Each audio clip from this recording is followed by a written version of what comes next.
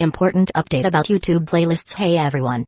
We've received many messages asking why our YouTube playlists aren't showing up. Do we create YouTube playlists? Yes, we absolutely do. So why can't you see them? Honestly, we're not sure. We've been in contact with YouTube support for several months now, but we still haven't received a clear answer or solution. After much discussion, our team has decided to take matters into our own hands. We believe the issue might be related to the number of playlists we've created on a single channel, possibly too many. Our solution? We're launching 2 additional YouTube channels, giving us a total of 3. This way, we can organize our audiobooks better and avoid the playlist visibility issue in the future. This change only affects our YouTube audience. If you're a patron supporter, you can still access all our audiobooks by visiting the collection menu on Patreon. Thanks so much for your time and continued support. Happy listening, gradually coalescing into a blurry humanoid figure. He hadn't forgotten his small goal to surpass Dark. And to achieve that, conventional method seemed insufficient. He had to take an alternative path. Guided by the pink mist, Vert once again arrived at the small shrine he had visited the previous night. The group of tinkerers who had clamored about launching a holy war were not here. He cautiously checked his surroundings, confirming that no one was hiding in the corners like he had been the night before standing in front of the statue. The statue's skin had become even more delicate, its pale face radiating a soft glow, as if it could open its eyes at any moment. Vert pulled out the Chronicles of the Olden Days from his shoulder bag, which he had secretly borrowed from Robert that afternoon, and began carefully comparing it to the statue's face. The Chronicles of the Olden Days recorded the gods who once ruled the realms. They existed at least 5 years ago, they came from the stars, they walked the abyss, they were once great, they once ruled the realms. They had long been forgotten by history. They were the old ones buried in ancient dust. Half an hour later, a look of delight appeared in Vert's eyes. He had found a god whose face resembled the statue. She was born of the moon, descended upon the earth, she was both the moon goddess and the earth mother, she presided over the reproduction of all things, generous with the earth's bounty, she was the most beautiful goddess, the ruler of the night, her beauty eternal, sacred, noble, governing abundance, fertility, and love. Chapter 54, the beginning of the Lust series. Magic cards. Fragmented moonlight adorned the night, casting mottled shadows across Street Marion. At the top of the spiral clock tower in the center of the castle, Professor Dee Dee Maxwell floated in the air, her butterfly-like wings gently fluttering. Deep wrinkles marked her forehead, and her eyes reflected 2 incomplete moons. Time is like a blade, it should never be touched. As a streak of red light shot into the sky, the curtain of the night was torn open, and warmth seeped through. Dark watered the insect tree with potion, fed catgrass some cat juice, finished the breakfast brought by the demi-devilman, and then left the tower for Traveler Street. The autumn morning carried a hint of chill, and Traveler Street was sparsely populated. Dark bought a protective fence and some cat toys. After some thought, he also purchased a set of laboratory tools according to the specifications of the lab. Ordinary lab tools weren't expensive, the costly ones were the processed parts, such as the mercury glass rod Professor Thompson had used in class. Additionally, he bought 10 10-credit blank magic cards, 2 50-credit blank magic cards, and a variety of basic materials, basically, a lot of bottles and jars. His credits visibly dwindled, leaving him with roughly 200. Always borrowing the lab isn't a solution. I need my own set of tools. Dark nodded in satisfaction and carried the bundles back to his dorm. It was just past 9. Fortunately, the dorm was spacious enough, and setting aside a small corner for experiments was more than enough. Next, he took out the costume-changing card he had bought the day before and placed it on the table. According to Senior Leon's explanation, all he needed to do was engrave the final miniature alchemy array in the circle at the bottom right corner of the card to activate it. Costume-changing cards were actually a type of item card, a variant of the armor series. They completely abandoned attack and defense bonuses, focusing solely on style and design, with the addition of a size adjustment function at most. The Kamen Rider costume-changing card Senior Leon had made was merely a crude imitation. To put it simply, it was cosplay clothing. Dark quickly completed the final steps and tried it on. Well, it was convenient, but the craftsmanship was quite rough. Especially since this tuxedo mask set wasn't much different from an ordinary suit. If it was for Halloween, he might as well buy a high-end outfit. No way. If my mother found out I was wearing such cheap stuff, she'd cry, wouldn't she? So Dark tossed the costume-changing card into a drawer, planning to dismantle it for research when he had the time. Next, Dark selected one of the 9 flower cards to conduct an experiment. The purpose of the experiment was simple, to further verify his previous hypothesis. The phenomenon triggered by a single flower card wasn't enough to prove that all of them could absorb lust. So he needed to conduct multiple experiments to confirm it. Moreover, he wanted to see if he could control the frequency of magic input to prevent the flower cards from mutating or breaking after absorbing lust. Mainly, Vert's forbidden love had given him inspiration. If Vert could transform a flower card into a magic card, so could he. Lust, 92. 2 points higher than at the end of last month. After exceeding 100 points, the growth of the Sen index slowed down a bit, giving him more leeway. Dark didn't pay much attention to the extra 2 points but instead focused on observing the flower card on the table. The exquisite flower card was adorned with vibrant red plum blossoms, defying frost and snow, symbolizing resilience and charm. But beneath this beautiful surface, what kind of evil was hidden? He prepared himself and, using the magic pin as a medium, touched the flower card, slowly channeling magic into it. The red plum blossoms bloomed from the card, releasing a fresh fragrance. As the magic continued to flow, they gradually spread out, and an overly pale, delicate face appeared on the card. The heart-shaped scale under the corner of the eye always made the otherwise pure face appear strangely enchanting. Dark held his breath and quickly shifted his thoughts. Senior Pandora's face dissipated, replaced by the adorable catgrass. Meow the catgrass, perched on the bedside table, let out a timely meow. Quiet. The demi-devilman on the bird stand raised its claw at the catgrass. A hint of arrogance flashed in its eyes as it looked down at the catgrass, bound by its flower pot, and drew a sense of superiority from it. Dark remained fully focused, adjusting the output of magic. As the magic continued to flow, the red plum blossoms on the card suddenly showed an anomaly. Dark immediately stopped the input and moved the magic pen away. The plum blossoms trembled violently before finally calming down. Dark then touched the card again with the magic pen, trying to input just a tiny bit more magic.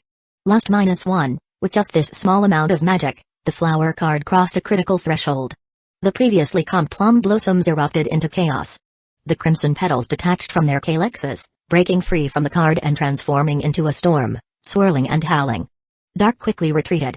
The demi-devilman, already prepared, flapped its wings and shot out a thick syringe, piercing through the petal storm and pinning the red plum flower card to the table. Dark didn't give up on the experiment because of this. He placed the remains of the red plum flower card into a sealed bag and selected a new flower card. Spring colors fill the garden, unable to be contained. A single branch of red apricot stretches over the wall. The white and pink apricot blossoms were shy and lovely, carrying a faint hint of temptation. He picked up the magic pen again and began channeling magic into it. Although he was more careful this time, the flower card still reached its critical point. Watching the apricot blossoms tremble violently within the card, Dark pondered for a long time before deciding to input just a bit more magic. Lust -1, the moment the system prompt floated across his vision, he immediately stopped the magic. But this apricot blossom card still underwent a transformation. The edges of the petals began to decompose into extremely fine threads. However, these pink threads didn't turn into vine-like snakes to attack, as the black rose threads had. Instead, they wove around the card like fabric, layer by layer, neat and orderly. When the last gap on the card was covered by the threads, they quickly dissolved, leaving the card a faint pink. Dark looked at the now entirely pink card with a strange expression and signaled the demi-devilman to pick it up. The arrogance in the demi-devilman's eyes had just faded when it flew down from the bird stand and poked the card with its claw. The moment it touched the card, a wisp of misty energy crawled up its claw. It lifted 1 foot off the ground, spun in a circle as if drunk, its face flushed, and then fell with a thud. Chapter 55, Guidelines for the Use of Sacrificial Summoning. Looking at the demi-devilman, whose face was flushed and making muffled noises, Dark couldn't help but break into a cold sweat. That was close. Having the demi-devilman around is really great. Dark quickly picked up his notebook to record the effects. This flower card had clearly undergone a qualitative change, and based on the power boost from the flower card itself, its effect should be more significant than that of Pride Eye. Temporarily recorded as Lust Eye. From its manifestation, it appears to be at least the ultimate version of a Joy card. Just a faint wisp of its aura was enough to plunge the demi-devilman into an uncontrollable state of ecstasy. But why did the apricot blossom card succeed while the red plum blossom card failed under the same treatment? Is it because of the difference in flower types? That seems a bit too idealistic. Dark wrote in his notes, perhaps the apricot blossom is more compatible with lust. To prove this conclusion, he would need to conduct more experiments. But before that, he needed to thoroughly study Lust Eye. Dark pulled out Magic Beast, Evie, from his card pouch and summoned little Evie. Evie tilted her head and looked at him. Dark felt a pang of guilt for a moment, but in the end, he hardened his heart and gave the command. Evie, whose intelligence level had already reached 2.5, showed a hint of resentment but still jumped onto the table and pressed her paw onto the pink flower card. A wisp of mist seeped out from the flower card. Evie slightly narrowed her eyes, her cheeks flushed, and her body swayed slightly. However, she didn't pass out in ecstasy like the demi-devimon had. After a couple more taps, no more mist emerged from the flower card. Dark concluded that it was likely just a leakage of ore during the refinement process. He first tried touching it with a magic pen, then with his own hand, and finally held the flower card in his palm. A few minutes later, the demi-devimon wobbled awake, but as soon as it lifted its head, it saw that despicable Evie softly lying in its master's arms, licking his fingers. Then, it noticed the pink card in its master's other hand and immediately closed its eyes, playing dead. Magic summon. Dark activated, Lost Eye, for the first time. In an instant, a faint glow appeared on Lost Eye, and pink petals suddenly surged out, no longer resembling apricot blossoms but taking the form of an entirely unfamiliar flower of ecstasy. These petals turned into a thin mist upon contact with the air and, guided by Dark's magic, rushed toward the demi-devimon, which was pretending to be dead. Wah! The demi-devimon let out a scream as it was enveloped by the pink mist. Soon after, Dark had a panting demi-devimon perched on his head. After conducting further experiments with Evie, Dark finally arrived at the results. The effect of Lost Eye was significantly stronger than that of Pride Eye, though it fell short of Pride 2. The duration was about 15 minutes, longer than that of Pride Eye, and its cooldown was shorter, requiring only 30 minutes. Preliminary estimates suggested that this Lost Eye had likely reached the limit of what a single drop of sin could achieve. Additionally, Evie's intelligence level increased to 3.0 after returning to normal. As for the demi-devimon, its condition was harder to assess. Dark was satisfied as he recorded all the data. He then paused the experiments. In the afternoon, he used the magic brain dropper to extract another drop of pride, and attempted to place the dropper's tip near the cat grass's mouth.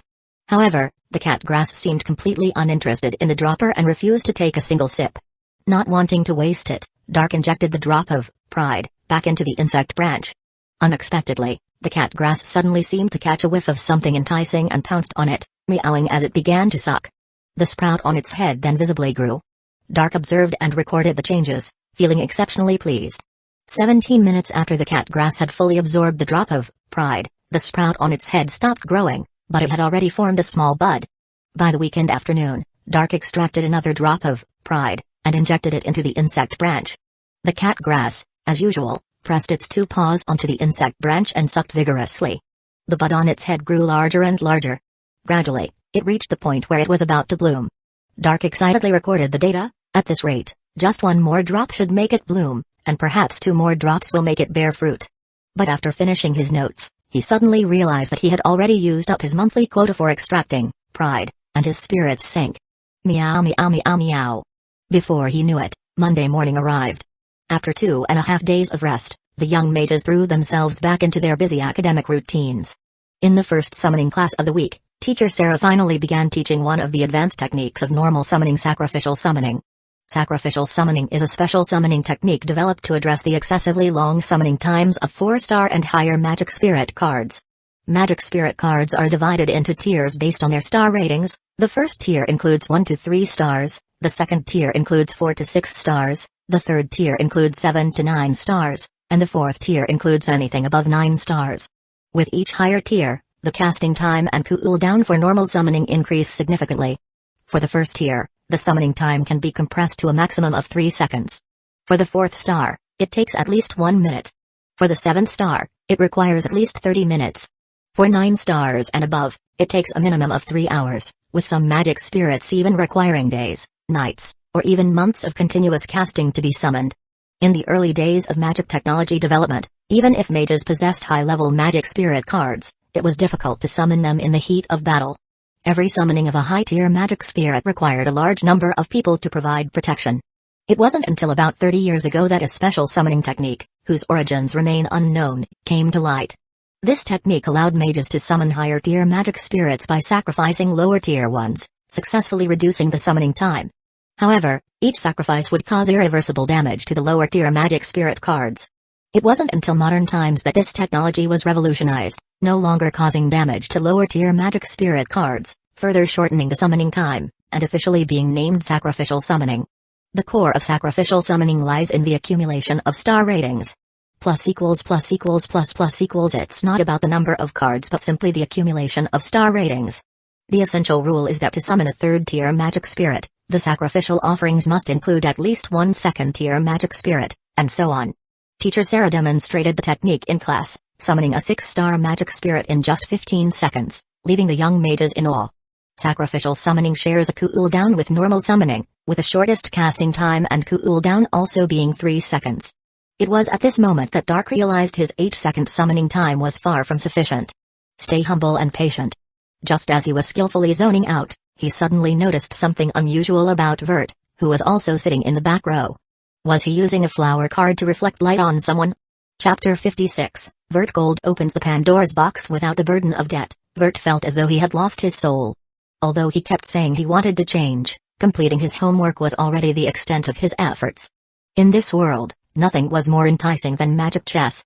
If there really was something, it might just be the forbidden love card in his hand. Vert carefully aimed the flower card at the classmates in front of him. After 3 consecutive nights of prayer, he had finally received a revelation from the goddess. A drop of divine water falling from the sky had further upgraded forbidden love. As long as forbidden love was aimed at someone's head, it would display their portrait and some attributes on the card, namely, name, rarity, affection level. Although Vert hadn't discovered any other uses, this was already interesting enough, wasn't it? Vert, what are you doing? Robert whispered. Vert aimed forbidden love at Robert and said proudly, a new toy. Name, Robert Bro. Hey, I'm rarity, R, affection level, 80, affection level reference table. Vert placed forbidden love on the table. Look, Robert, your rarity is R. And your affection level is 80. Robert was confused. I know about rarity, but what does R mean? And this affection level? Vert, I don't know what R means either, but most people are N. You're special, Robert. Really? Robert immediately smiled. What about this affection level? Vert then whispered, it's probably the level of affection toward me. Most of them are below 50. Robert, you really are my best friend. Robert smiled confidently. He was particularly confident about this. What about Emma? Have you tried it on Emma? Vert shook his head. She's too far, and there are people blocking the way. Emma always sat in the front row, so of course, he couldn't aim at her. However, Vert soon thought of someone else and couldn't help but glance toward the window seat in the last row. Robert noticed his gaze and became interested. Want to try? Vert nodded. Keep an eye on Teacher Sarah for me. I'll give it a shot. Dark happened to look over and met his gaze. Vert quickly put down forbidden love and pretended to whisper to Robert. When Dark turned away and stopped paying attention, Vert flipped open forbidden love and took a look. Name, Dark Demon, rarity, affection level, 45. Vert was slightly stunned and sighed. 45. I really didn't expect Dark's affection level toward me to be higher than most people's. Robert, your parents are the twin swords of the kingdom, after all. Maybe he wants to be friends with you too? Vert. After a moment of silence, Vert suddenly noticed a golden appearing in the upper right corner of the card. He reached out to touch it, and a line of text appeared below the colon unlock at affection level 80. Ding ling ling. The summoning class came to an end with Teacher Sarah's scolding. In the last minute, Robert, who had been caught, slumped his head in disappointment. Dark glanced over, then packed his books into his bag, ready to head straight to the next class. It was said that after Magic Beast, Teacher Kazekage would teach the students a widely applicable, universal method for creating magic spirit cards in this class. Dark was very interested in this. And it seemed that most first-year students were also very interested. After all, to join the duel club, one needed 20 magic cards. If they could learn the universal method for creating magic spirit cards, they could relatively quickly assemble a full set of 20 magic cards. No one doesn't love dueling. Dark couldn't help but quicken his pace. But halfway from the summoning classroom to the magic theory classroom, he suddenly noticed someone following him. Dark didn't reveal his intentions. He just walked a few steps after turning a corner, then turned around and waited. Soon, he saw Vert and Robert rushing over. He sidestepped. Robert stopped in time, but Vert stumbled and crashed into the wall. Ouch! That looked painful. Dark spoke up first. Why are you following me? Haha. Robert shrugged and let out a dry laugh. After a moment, Vert rubbed his head and turned around, mustering the courage to say, it's like this. Our parents are comrades, right? I just suddenly realized that it's been over a month since we started school, and I haven't officially greeted you yet. Dark frowned slightly, a hint of wariness flashing in his eyes. Vert's move was too abrupt. If Vert had tried to befriend him right after starting school, Dark might have believed it, But as Vert himself had said, it had already been over a month. In over a month, how many times had they been in the same classroom? Why now, of all times? Thinking back to Vert's strange behavior during class, Dark's mind raced, but he maintained his noble demeanor and smiled. Now we've greeted each other. I'm Dark Demon. Nice to meet you. Vert felt inexplicably excited and quickly reached out to shake his hand. Vert Gold. Nice to meet you too. Really? Dark smiled reservedly. I need to go to the classroom to prepare for the next class.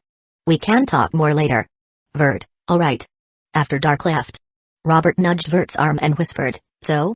How did it feel to shake hands with the top student? Not bad, actually. Vert joked. Then he took out Forbidden Love, which he had secretly used again, and took a look. His expression immediately changed. Name, Dark Demon, rarity, affection level, 44, Vert exclaimed in surprise, what's going on? Why did the affection level decrease instead of increase? Robert leaned over to take a closer look and hesitated. Could it be because we disturbed him? Or maybe he was annoyed that we followed him? Vert sighed in frustration. Is that so? But we just wanted to say hello. Robert, how about sending him a gift for Halloween? Receiving a gift should increase affection, right? Vert, that's a good idea. But what does he like? Would toffee apples work? Robert shrugged. Maybe a magic chess set would be better. Vert, true. No one dislikes magic chess. Robert, also, when are we going to try it on Emma? Vert was puzzled. Wait, Robert, why are you so interested in Emma? You mentioned her during class too. Robert was stunned for a moment, then realized, no way, Vert. You don't think I'm a masochist, do you? I just want to see how low her affection level is for you. Don't you want to know? Vert spread his arms and shook his head vigorously. No, I really don't want to know. Robert, you do. Vert, fine, I do. Chapter 57, Dark Demon discovers the pistachio at the corner. Dark Demon had not truly left. As soon as he was out of Vert and Robert's sight, he stopped to listen. Vert and Robert hadn't bothered to lower their voices, so their entire conversation was clearly overheard by Dark. So that's how it is. That flower card has a new function. It can peek into someone's affection level. Wait, isn't that the protagonists must have ability in a gal game? It's presented this way? So, he was trying to increase my affection level just now? Is there some kind of reward? Or maybe unlocking a CG? Haha, it couldn't possibly be unlocking a CG. Although it seems useless, I can't let him freely peek into my mind. In Harry Potter, there's a clumancy, which can seal the mind to resist mind-reading spells. At higher levels, it can even simulate false memories. There's no way this world doesn't have something similar. Dark listened for a while longer. As more people began to fill the hallway, he quickly left. Next class is Teacher Kazel's. If the flower card creation really has nothing to do with Teacher Kazel, maybe I can get some information from Vert. When Dark arrived at the magic theory classroom, Emma Matisse had already taken the front row seat. He smiled and, as usual, sat in the back row by the window, waiting for Vert and Robert to arrive. Based on Vert and Robert's behavior, he had a theory. Even if Vert could gain benefits by increasing others' affection levels, it should only work with certain special individuals. Like, for example, the main characters in a game. So, Emma should probably be one of them too. Sure enough, with about 5 or 6 minutes left before class, Vert and Robert unusually entered through the front door. Moreover, Vert deliberately held the Lust card in his hand. Although he pretended to be casual, it was obvious that he used Lust to scan Emma. Then, Vert and Robert hurried to the other side of the back row. Before even putting down their bags, they huddled together to check the card. Name, Emma Matisse, rarity, SSR, affection level, 31, Robert exclaimed in surprise, it's 31. Vert, it's about the same as many others. It seems Emma doesn't dislike you as much as she appears. I wonder what her affection level for me is? Maybe she doesn't dislike me that much either? Vert glanced at him and gave an awkward smile, haha. But then, he noticed something on the card, a lock. Though it wasn't a golden lock like Dark's, it was orange. He immediately touched it, and a line of text appeared below the colon unlock at affection level 80. Is it because of the rarity? Vert quickly caught on to the key point. Dark's rarity is so it's a golden lock. Emma's rarity is SSR, so it's an orange lock. Even though I don't know which one is rarer, it's undoubtedly related to rarity. Robert also realized a key point, his expression turning slightly grim. So, the reason my card doesn't have a lock is because... Vert quickly comforted him, don't worry too much, Robert. Let's check someone else, like Teacher Kazel. Robert's eyes lit up, even Emma and Dark have locks. The professors must have them too. Vert whispered, "Keep it down.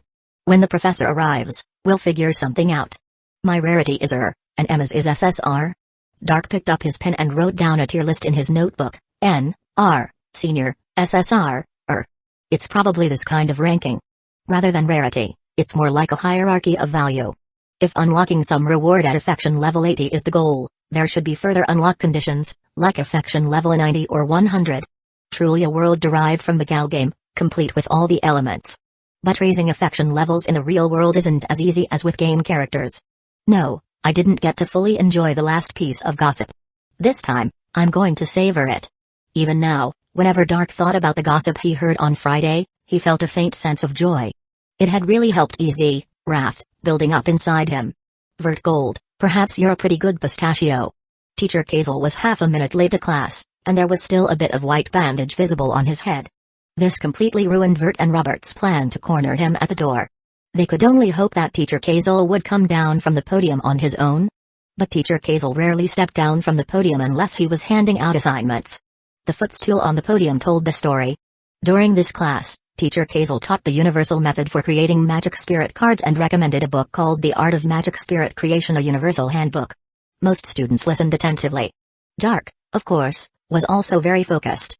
This knowledge was crucial for a magician, as textbooks alone could only teach so much. Teacher Kazel mainly taught a basic creation method, which combined several creation arrays and ended with the number 1 creation array. By throwing in some potions, plant organs, monster teeth, fur, eyes, blood, and other materials, one could start the creation process. However, this method was highly random. No one could predict what would be created until the process was complete. Dark preferred to call it the random creation method. In contrast, The Art of Magic Spirit Creation, a universal handbook mentioned by Teacher Kazel, contained more refined basic creation methods. The book categorized the creation methods of magic spirit cards by race and attribute. 15 races, 20 attributes, and 300 different basic creation methods. Perfect, that's exactly what I need. Dark noted down the book's title and planned to borrow it as soon as class ended. After finishing this section, Teacher Kazel gave the students time to copy the notes on the board. Then, he stepped down from the podium to check if the students were taking notes seriously. When he reached Dark's side, he glanced at the densely packed but neatly organized notes and nodded slightly before turning to the other side of the classroom. Vert and Robert were over there. The two quickly pretended to be taking notes. When the professor turned the corner and walked forward, his back to them, Vert knew the opportunity had arrived. He immediately picked up Lust and aimed it at Teacher Kazel. In the next moment, boom! A burst of pink mist erupted from the surface of Lust, and the card trembled violently. Vert was startled and quickly pressed down on the card. But Teacher Kazel had already turned around, his brows deeply furrowed as he stared at him. Chapter 58, Dark Daemon Eats Melon. Up close. Vert Gold, 50 points deducted. Came to my office after class. Professor Kazel's voice was calm but laced with anger. Everyone in the classroom instinctively stopped writing. The sound of pens scratching against paper vanished in an instant, and the room fell silent.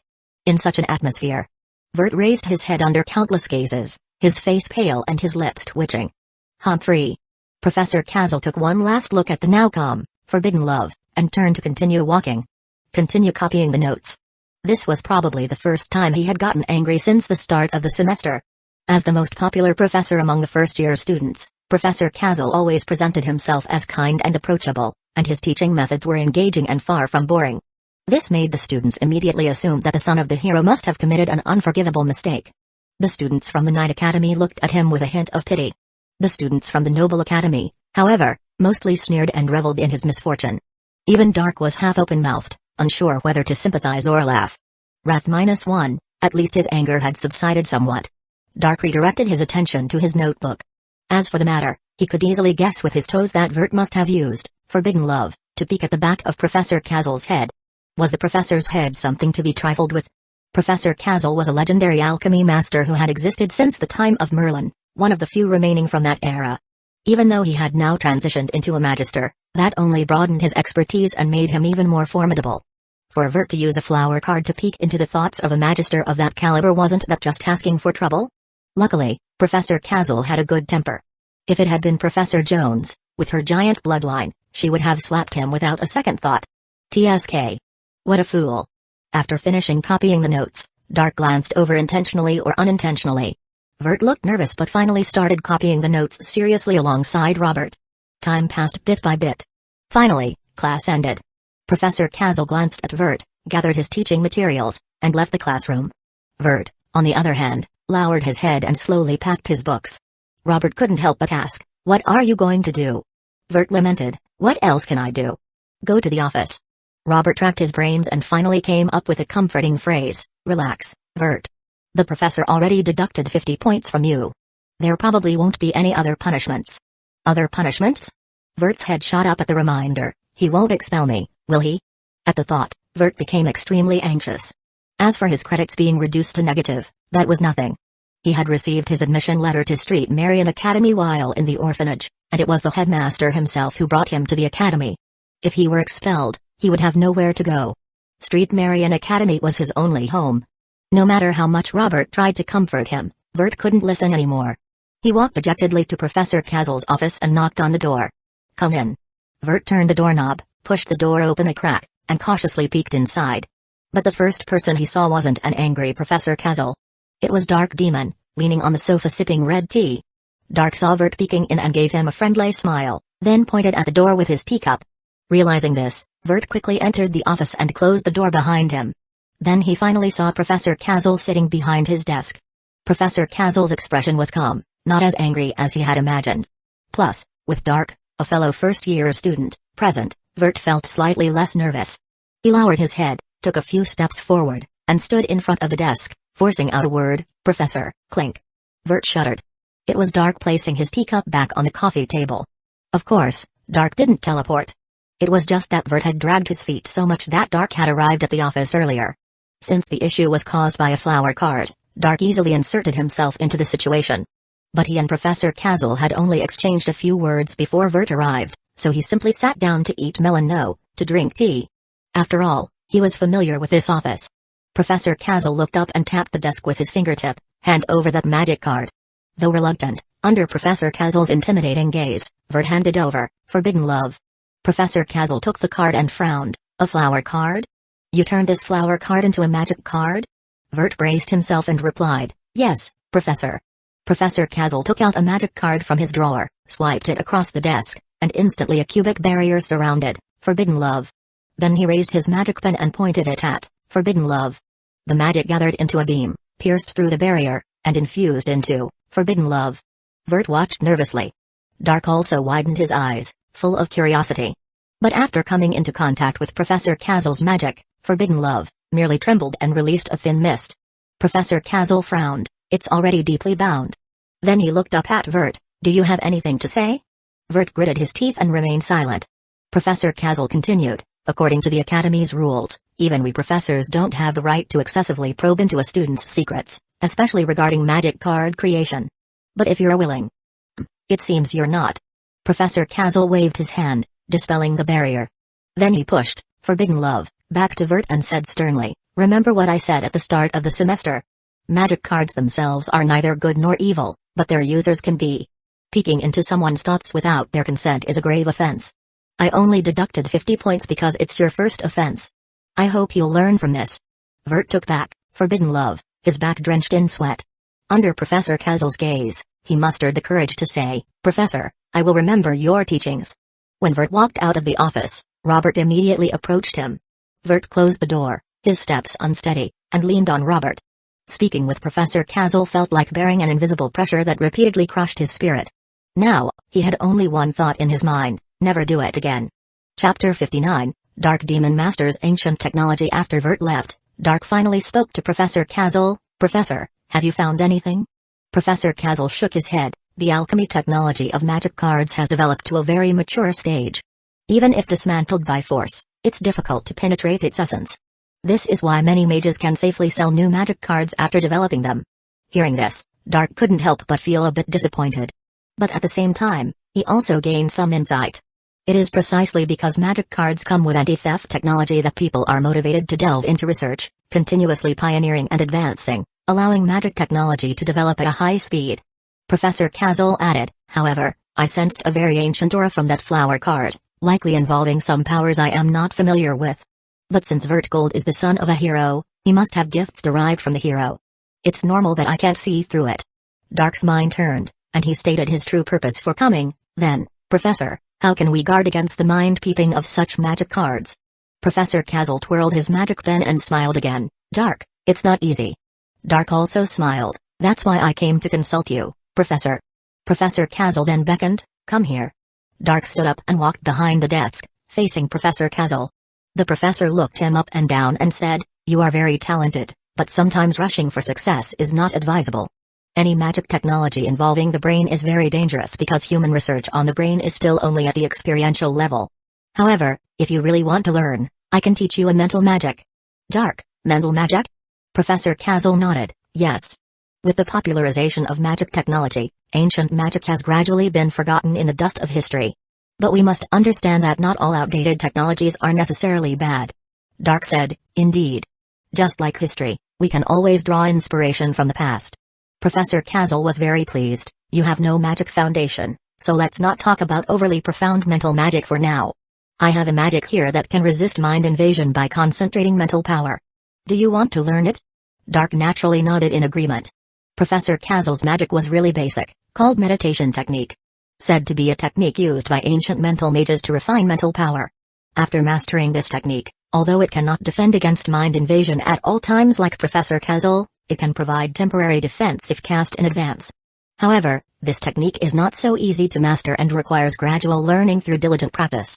After teaching the learning method, Professor Kazal said, I can help you experience the meditative state of casting the meditation technique in advance. Dark knew this was an opportunity and immediately said seriously, what do I need to do? Professor Kazal nodded with satisfaction, just close your eyes. Dark immediately closed his eyes. Professor Kazal raised his hand, a light gathering at his fingertip, and suddenly pointed it between Dark's eyebrows. The light then spread out, rippling like a breath. Dark suddenly felt his brain completely empty, nothing existed, only a very small black dot in the middle. Once he focused his attention on this black dot, it felt as if his entire soul was drawn to it. Wow! He suddenly shouted and opened his eyes. The professor asked with concern, how was it? Dark said, it felt like my entire spirit was concentrated at one point, with no other thoughts. The professor nodded with satisfaction, yes, this is the meditative state. Remember this feeling, it will help you master the meditation technique faster. Dark immediately nodded in agreement. His gains were actually more than Professor Kazal imagined.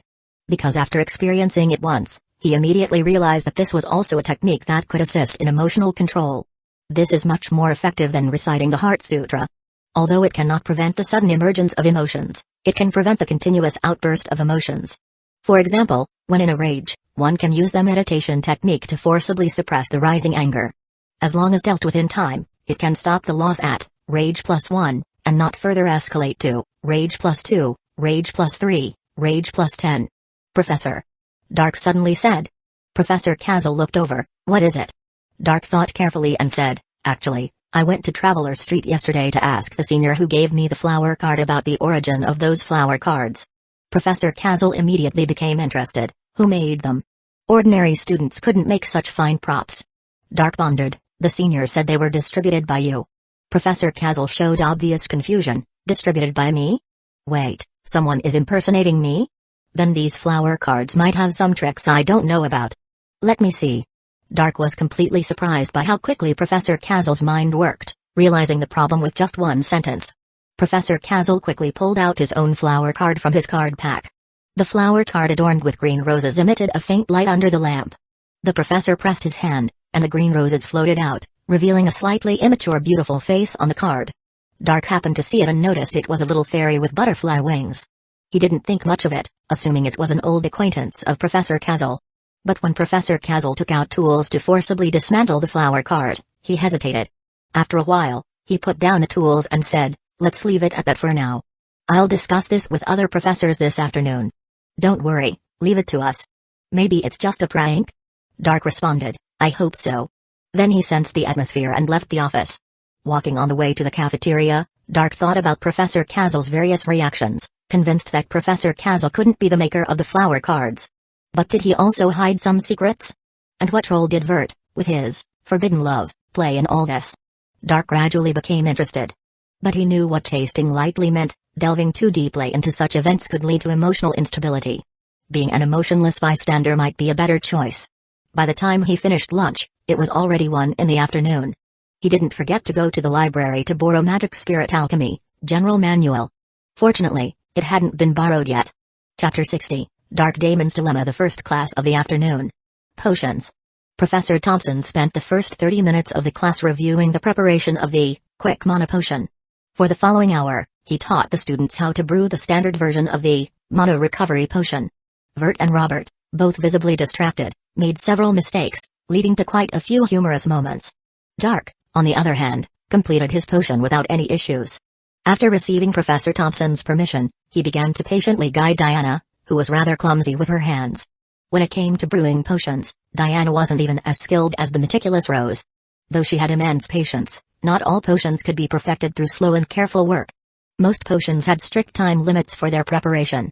If the time limit was exceeded, some of the processed ingredients would lose their effectiveness. Professor Thompson, in principle, encouraged students to help each other. Of course, if you couldn't brew the potion yourself and couldn't find a friend to help you, then there was nothing to be done. While teaching Diana, Dark suddenly noticed that Emma, sitting in the front row, despite her look of disdain, had actually started helping the student next to her. It seemed the weekend's ladies' tea party had a significant impact on her. At the very least, she had learned how to interact with others. After the potions class ended, Dark didn't follow his usual routine of heading straight to the library. Instead, he lingered in the classroom for a while. Only after seeing Vert and Robert head in the direction of the Night Academy's tower did he, somewhat disappointed, make his way to the library. Today, Professor Thompson had assigned an essay on the mana recovery potion, which would take at least an hour to complete.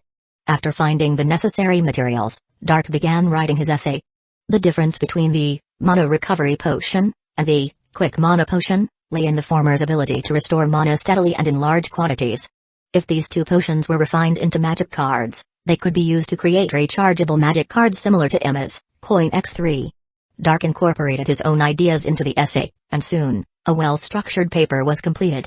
At the same time, he began considering whether to add 1 or 2 rechargeable magic cards to his deck. Meanwhile, in the Night Academy's common room, Vert and Robert, having just finished a game of magic chess, sat in prolonged silence before finally packing up the board. On their way to the library, Robert couldn't help but ask, "Vert, are you really planning to stop using that flower card?" Vert looked visibly dejected. "What else can I do? Professor Kazel made it clear that if I'm caught again, it won't just be a 50-point deduction." Robert glanced around and, seeing no one nearby, said, "But didn't it work perfectly fine this morning? As long as we don't use it around the professors, no ordinary student would notice. And besides, the lock on the card." Speaking of the lock, Vert suddenly interjected, "I think Dark Damon is actually a pretty decent guy." Robert was taken aback. "What do you mean?" "Vert, do you know who was in the office when I got scolded at noon?" Robert, "Besides Professor Kazel, who else could it be?" "Not just the professor." Vert sighed. "Dark was there too. If he hadn't been there, I definitely wouldn't have been able to handle the pressure from the professor. I think he must have gone to the office on purpose to act as a third party and ease the tension." Robert was surprised. "Wait, Vert, why would you think that? Is Dark really that kind of person?"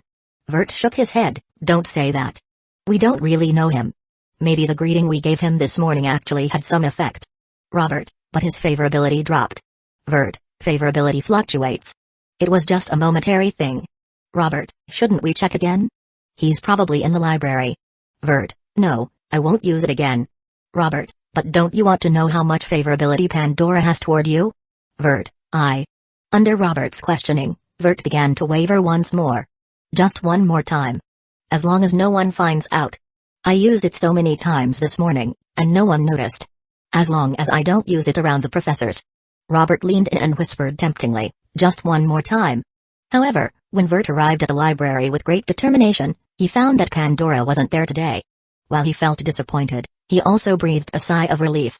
But his obvious display of emotions made Robert realize that his friend had truly fallen into the depths of infatuation. In the reading room, after finishing his potions essay, Dark prepared to return to his dorm to check on the insect tree and the cat grass. But just as he was about to pack up, he noticed Vert and Robert approaching. "Excuse me, can we sit here?" Vert pointed to the seat across from Dark. A table could seat 4 people.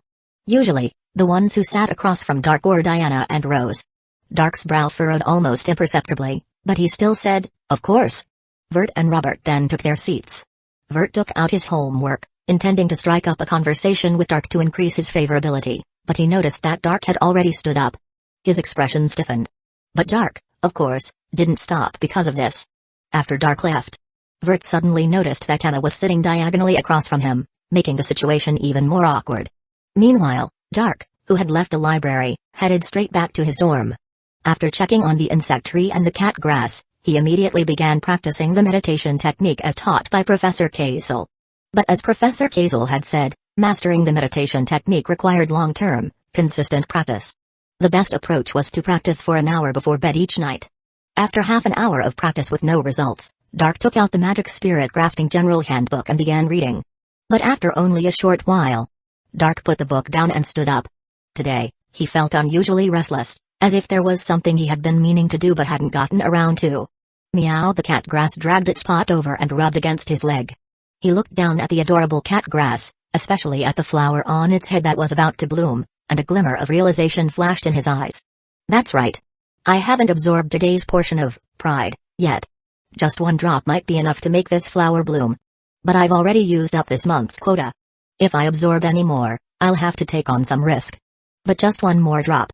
Dark found himself in a dilemma similar to Vert's.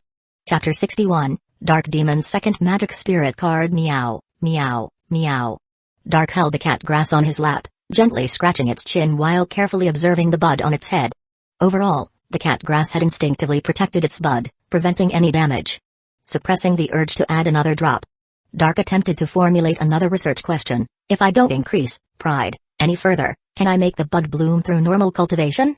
After all, autumn was the season for cat grass to bloom and bear fruit. Thinking this, Dark finally managed to restrain his impulse. Given that the situation was relatively stable, there was no real need to take such risks. The brain, after all, was the most complex system in the human body. A single misstep could lead to irreversible damage. Relying on the self-control he had honed over the past month, Dark successfully steadied his resolve. But soon, a new idea struck him. Even without waiting for the bud to bloom, couldn't he still conduct experiments? While the bud couldn't be tampered with, the cat grass itself had a fleshy stem, and its fur was akin to the needles of a cactus. It was impossible for the cat grass to absorb and convert pride with 100% efficiency. Some of it was bound to leak out and spread throughout its body. So, wouldn't it be feasible to start experimenting with the cat grass's fur? With this in mind, Dark flipped open Magic Spirit Synthesis General Handbook and quickly found the basic synthesis methods for beast type, grass attribute, and plant type, grass attribute. At present, the cat grass hadn't displayed any other attributes. Based on its ecology, it appeared to be a beast type cat on the surface, but its essence was that of a plant type. Thus, for now, he would proceed with experiments along these two paths. First, he copied down these two basic synthesis methods, both for easy reference and to familiarize himself with them. Next, he selected 10 long strands of fur from near the cat grass's head crest, washed them with clean water, and then dried and pressed them. After that, he confined the mischievous cat grass to the balcony.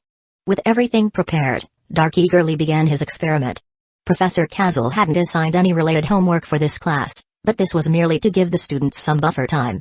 Next Monday's magic theory class would focus on experiments, requiring students to bring their own materials such as fur, plant organs, and the like.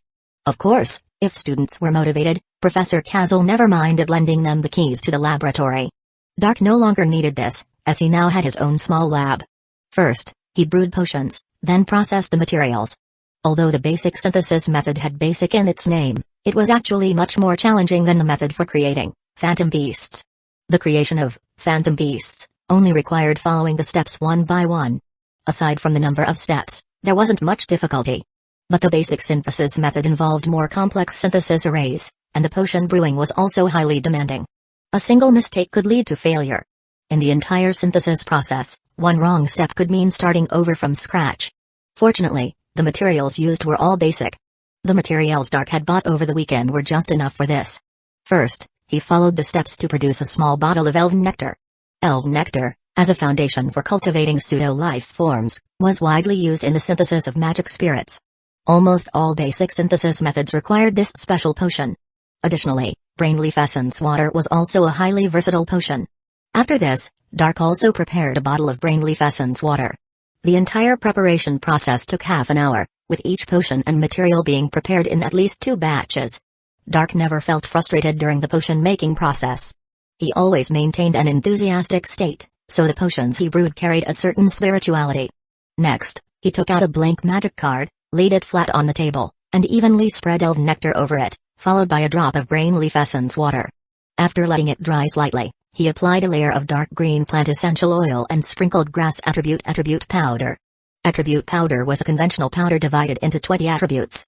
Its production process was very complex, so it was usually purchased as a finished product. Dark had bought an entire set of attribute powders. After this, he needed to draw the number 7 synthesis array to fuse this part of the material with the blank magic card. This was only the first major step. In total, it took just under an hour. On Dark's desk now lay a highly complete semi-finished magic card. This magic card had a greenish hue, belonging to the plant type, grass attribute. Final step. Dark took a deep breath, picked up the magic pen, replaced the mercury core with chlorophyll solution, and began drawing the number 1 synthesis array. This time, it only took 14 seconds. The number 1 synthesis array was completed. The moment the circuits connected, the entire array emitted a faint green light. Dark carefully used tweezers to place a strand of cat grass fur above the number 1 synthesis array. The fur was gradually engulfed by the green light. But the light from the number 1 synthesis array didn't intensify. After a moment of consideration, he added a second, then a third strand of fur, until all 10 strands were placed inside. The light intensified slightly but became very unstable. Dark's eyes flickered, and he clipped a bit of his own fingernail and added it to the array. Instantly, the green light erupted. All the materials were consumed, and the entire magic card transformed into a green cocoon. Is it done?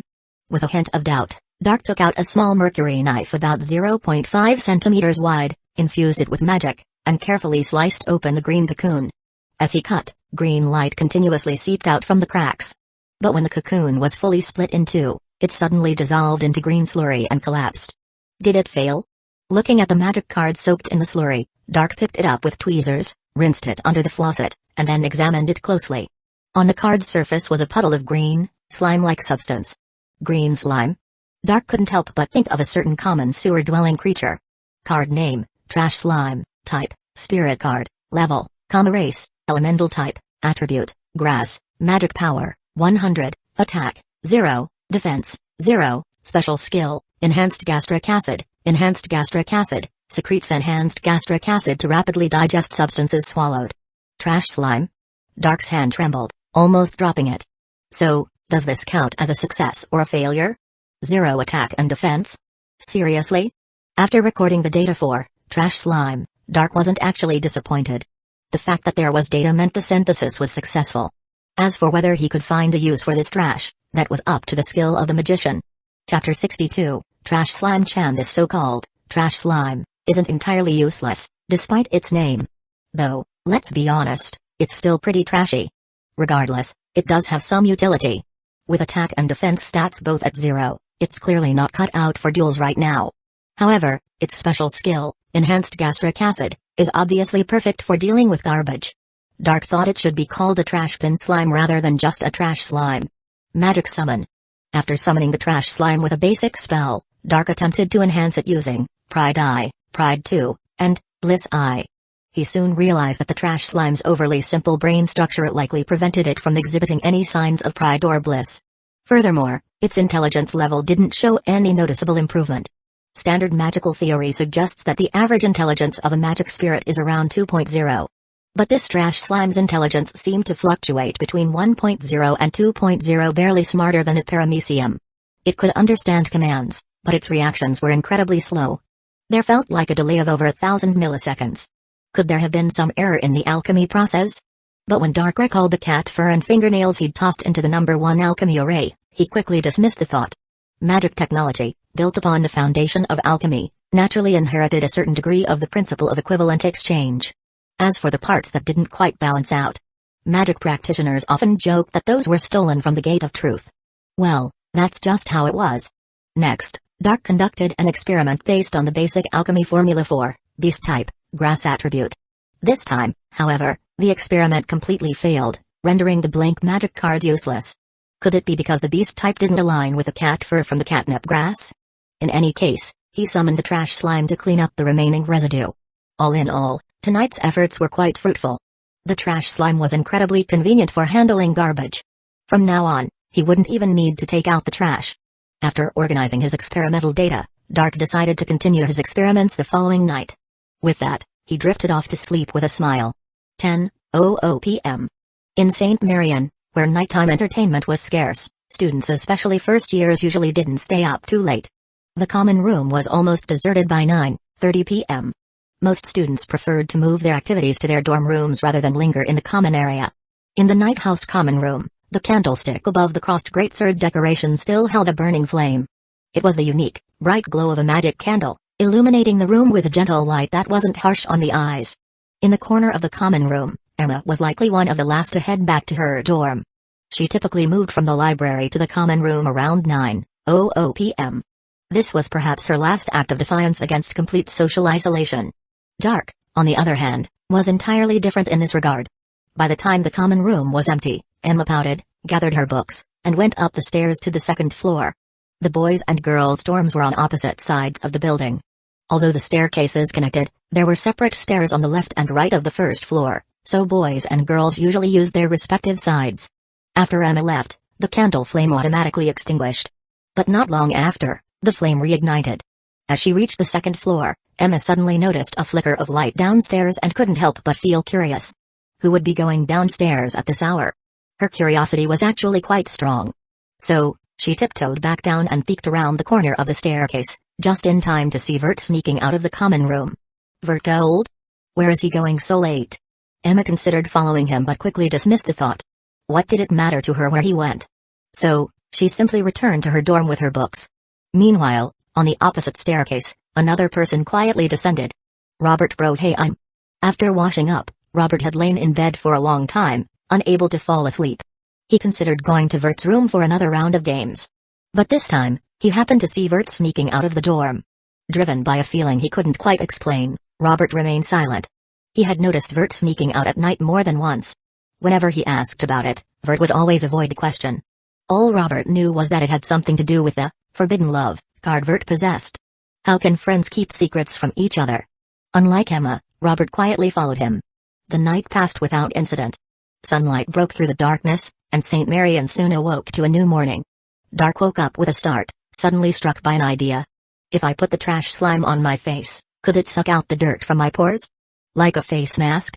He tested it on his hand first and found that it seemed to work a little. So, he actually placed the trash slime on his face, leaving only his nose and mouth uncovered. The trash slime slowly wriggled, feeling slightly cold and a bit ticklish. But after 5 minutes, when he removed it, he suddenly felt incredibly refreshed. What the? Dark watched as the dirt and grime from the semi-transparent trash slime surface transferred to a small core inside, forming a tiny black dot. Then, the trash slime used its enhanced gastric acid skill to quickly digest the black dot. Is this what they mean by a trash-free magic spirit?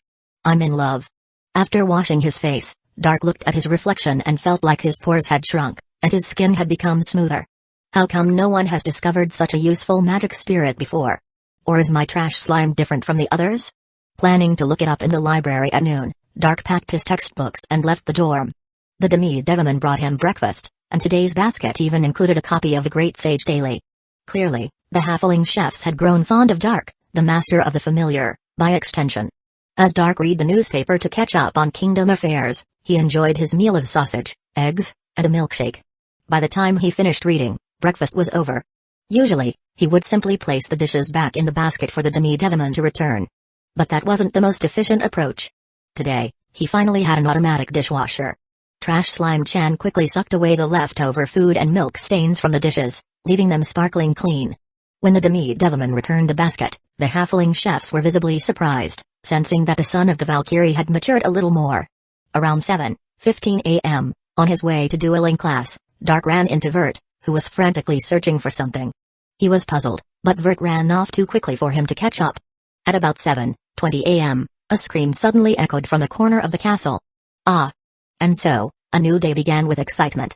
Chapter 63, The Righteous Spirit of Robert Broheim lives on. Dark, with his ear always to the ground for gossip, reacted like a cat spotting a fish the moment he caught wind of something.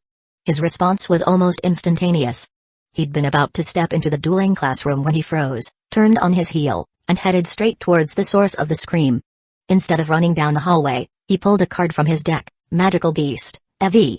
The academy frowned upon students casually summoning familiars in the corridors, but oddly enough, there were no such rules against magic spirits. Of course, even if someone did summon a familiar, it wasn't as if anyone would actually care. It was just that his little Devilman wasn't around at the moment. Magic summon. A flash of white light erupted from the magic card, and the little Evie sprang out, materializing as it landed. Evie? Go check it out. If there's any danger, come back immediately. Dark pointed in the direction of the scream. Evie understood instantly and darted off. At this time of day, the hallways leading to the classrooms were already quite crowded with students. Those who had heard the scream were quickly converging on the location.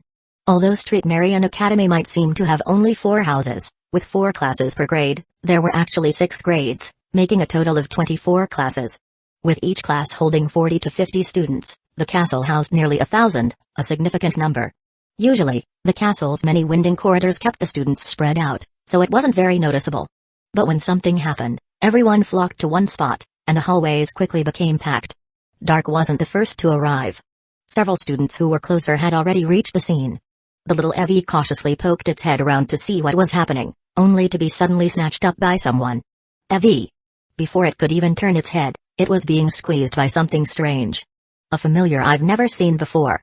Huh? A magic spirit. Evie-chan was about to struggle but suddenly sensed an intimidating aura and immediately backed down. The smarter they are, the better they are at reading the situation. So, when Dark finally arrived, he saw his magic spirit being cradled by Pandora-senpai. He wiped a bead of cold sweat from his brow and raised his magic card. Evie, the thoroughly flustered Evie-chan, quickly called for help. Ignoring Pandora-senpai's gaze, Dark promptly recalled Evie back into the magic card. Then, pretending nothing had happened, he asked, "Senpai, what's going on?" Pandora glanced over and said, "It's nothing serious." Indeed, it wasn't anything major. Just a first-year student tied to a pillar with a rope. The prankster had clearly shown some restraint, content with merely tying the student up. The student who had screamed was also found. It was a young girl from the noble house, now surrounded by others and visibly shaken. This sheltered young lady had probably never encountered such a sudden situation before. Dark took one look, and his expression shifted slightly. He then pushed through the crowd and strode forward. There were hardly any first-year students around, so no one recognized the figure tied to the pillar, sleeping soundly, as Robert Broheim. Despite being under some kind of spell, Robert's facial features were still quite distinct. Combined with the fact that Vert had been wandering the hallways early in the morning, it was clear he was looking for the missing Robert. Dark didn't harbor any strong negative feelings towards Robert. After all, they were classmates who shared a classroom. If he could lend a hand, he would. Before anyone could recognize Robert's face, Dark quickly took off his coat and draped it over their head. Robert was still fast asleep, clearly having been given a sleep-inducing potion or hit with a similar spell. The rope used to tie them up was knotted tightly, so it took Dark a while to untie it. By this time, a few more first-year students had joined the crowd, though they were keeping their distance and watching. The upperclassmen seemed to find this level of prank rather tame. The first years, on the other hand, were a bit timid. Besides, someone was already taking care of it, right? Need any help? Pandora-senpai gestured towards Robert's head. Dark, who was busy coiling up the rope, immediately replied, "No need." If Robert were to wake up now, who knew what kind of chaos might break out? Some people's judgment truly couldn't be trusted. It was safer to just take them to the infirmary like this. Fortunately, the infirmary wasn't far. With Pandora-senpai's help in clearing the crowd, Dark made it to the infirmary without any trouble. The school nurse at Street Marion was a nun who, rumor had it, had once been a high-ranking nun in the Holy Church but was excommunicated for breaking some rule and ended up working at Street Marion. As for what rule she had broken? Well, there were plenty of rumors. Is Sister Carrion here?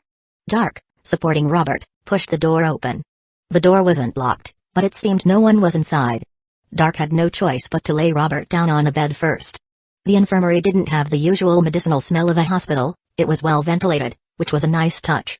However, for some reason, a whip with what looked like snake scales hung on the stark white wall, giving off an unsettling vibe. Morning. The white curtain on the neighboring bed was suddenly pulled aside, and Sister Carrion, her hair slightly disheveled, poked her head out. Dark was startled and instinctively asked, "And you are?" "I'm the school nurse you're looking for." Sister Carrion slowly drew back the curtain and stepped out. She seemed to have just woken up, yawning every now and then. Her white coat was only buttoned in the middle, giving her a somewhat casual and sloppy appearance. Dark quickly averted his gaze and mentally marked the infirmary as a dangerous place. This nurse was definitely off. Very off. Since class was about to start, Dark quickly summarized, "This is my classmate, Robert Broheim from the first-year night house. I found him tied to a pillar. It's a good night potion." Sister Carrion said after a quick sniff. No big deal. He'll probably wake up in another 2 hours. Dark asked, puzzled. Good night potion? The kind that helps you sleep? Sister Carrion brushed aside a strand of silver white hair that had fallen over her eye and smiled. Exactly. Every year, a few unlucky students who oversleep end up here. Some of them are even happy when they wake up. Dark, why? Sister Carrion, no class, no points deducted, isn't that something to be happy about? Dark. No wonder you got excommunicated. Dark pointed at Robert and said helplessly, if it were just that, it'd be fine. The problem lies elsewhere. Sister Carrion, what problem? Dark, he's a guy. Chapter 64, Dark Demon promotes truth, goodness, and beauty. Cough. Cough. Cough. Sister Carrion's 3 sharp coughs punctuated the air, revealing her shock. She lowered her head for a closer look. The girl lying on the sickbed did possess somewhat masculine features, but she clearly lacked an Adam's apple, and her physical development was quite advanced, almost precocious. If the student beside her hadn't pointed out the truth, Sister Carrion would never have guessed she was actually a boy.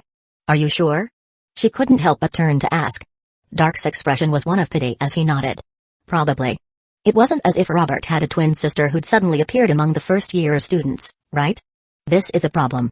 Sister Carrion sighed, taking a deep breath. In the past 2 years, even the wildest pranks only turn people into pigs. I never imagined anything more outrageous than that. Turning someone into a pig? Dark wasn't sure which was worse, being turned into a pig or being transformed into the opposite sex. Sister Carrion clearly considered the latter more extreme. Still, if turning someone into a pig could be cured, turning someone into a woman should be a piece of cake, right? With that thought, Dark inquired, can it be reversed? Sister Carrion pulled a pair of crumpled white rubber gloves from her pocket and put them on, her expression serious. Gender transformation is fundamentally a type of transformation magic. It shares similarities with turning someone into a pig, a sheep, or a toad. In theory, none of these effects are permanent.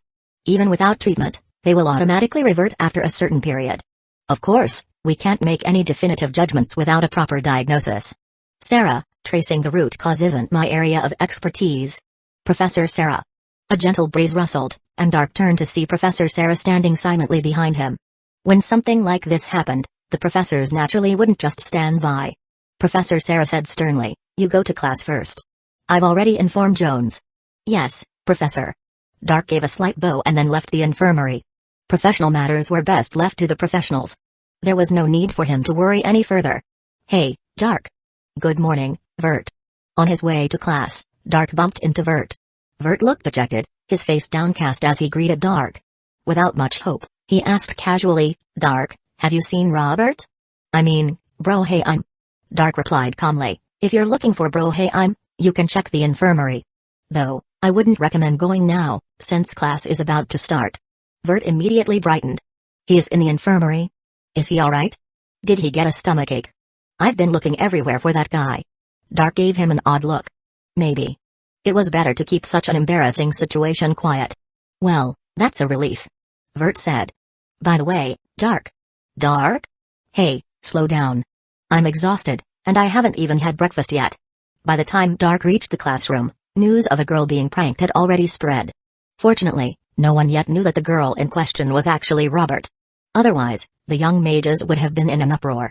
The students hadn't noticed Robert's absence, and Professor Jones arrived for class as usual. She didn't mention it either and simply began the lesson. This class focused on the elemental affinities between magic spirits. There were a total of 20 attributes, with light and dark being distinct from the other 18. Every substance has both light and dark aspects. They don't interact with the other attributes but only counteract each other. Of course, some ghost-type magic spirits dislike light, but that's more of a biological aversion rather than an energy-based counter. What we mean by energy-based counters refers to a relationship that, to some extent, transcends physical connections. It's a purely energy-based victory or defeat, summarized through empirical science.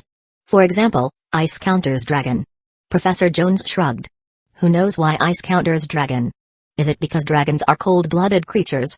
The class was quite engaging. Professor Jones frequently called on students to summon their magic spirits for demonstrations, leading to some amusing moments. But when she assigned the class to copy the elemental affinity chart 10 times and memorize it for a quiz next class, it became much less appealing. Even by the end of class, no one had noticed Robert's absence. Ding dong. As soon as the bell rang, Vert rushed out of the classroom. Dark figured Robert probably didn't want Vert visiting him, but he had no reason to stop him. The second class was arithmetic. Professor Lily appeared at the back door and gestured for Dark to follow her. Dark put down his textbook and left with the professor. They moved to a secluded corner, where Professor Lily patted Dark on the shoulder with a satisfied look. "Well done. You've lived up to my expectations." "Dark," Professor Lily continued excitedly, "I've already heard about it. You handled the situation excellently. Bro, hey, I might be a troublemaker, but it would be too cruel for him to carry such a burden from his first year. Now, no one knows his true identity, and we'll treat the whole incident as a simple prank." Dark asked with concern, "What about the culprit? I mean, who did it?" Professor Lily replied, "Bro, hey, has woken up. He said he was knocked out last night while wandering around and didn't see anything." She then changed the subject. "But don't worry about it. The professors will handle it properly. Also, Professor Kazekage asked me to pass on a message. He said the matter you asked him about has been settled." "By the way, what did you ask him?" Dark hesitated for a moment before saying, "It's nothing, just a small experiment I needed verified." It seemed Professor Kazekage hadn't told the other professors about the flower cards. But if he didn't want others to know, why did he ask someone to pass on the message? Dark was still pondering this as he returned to the classroom. Just before class started, Vert returned in high spirits, accompanied by a fully recovered Robert. "Robert, I'm glad you're okay. Just a stomachache, keep it down." Dark glanced over and happened to meet Robert's gaze. Robert immediately gave him a pleading look. Dark subtly made an okay gesture and winked. Robert nodded gratefully. Vert noticed something was off. "Robert, what's wrong?" "Robert, nothing, just a mosquito bite near my eye." "Vert, a mosquito? Why didn't I get bitten?" "Robert, maybe my flesh is tastier?" "Vert, haha." During this class, Professor Lily taught the multiplication table she had extracted from Dark.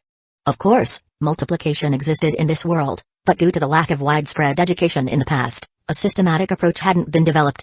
Convenient methods like vertical multiplication or multiplication tables hadn't been invented. After this class, even while walking around, Dark could hear young mages reciting, 1 times 1 is 1, 1 times 2 is 2. Chapter 65, Dark Demon Seeks Through Knowledge. Having just suffered a setback, Robert became unusually quiet. Without Robert around to egg him on, Vert also stopped causing trouble.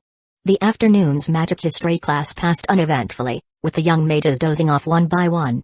After class, Dark didn't head to the library as usual. Instead, he went straight to Professor Kazal's office. He hesitated for a moment but eventually knocked on the door. "Knock. Come in." Professor Kazal's voice called from inside. Dark turned the doorknob and pushed the door open. Professor Kazal sat behind his desk, which was piled high with assignments that clearly weren't from first-year students. "Dark?" Perfect timing. Professor Kazal put down his pen and hopped off his high stool.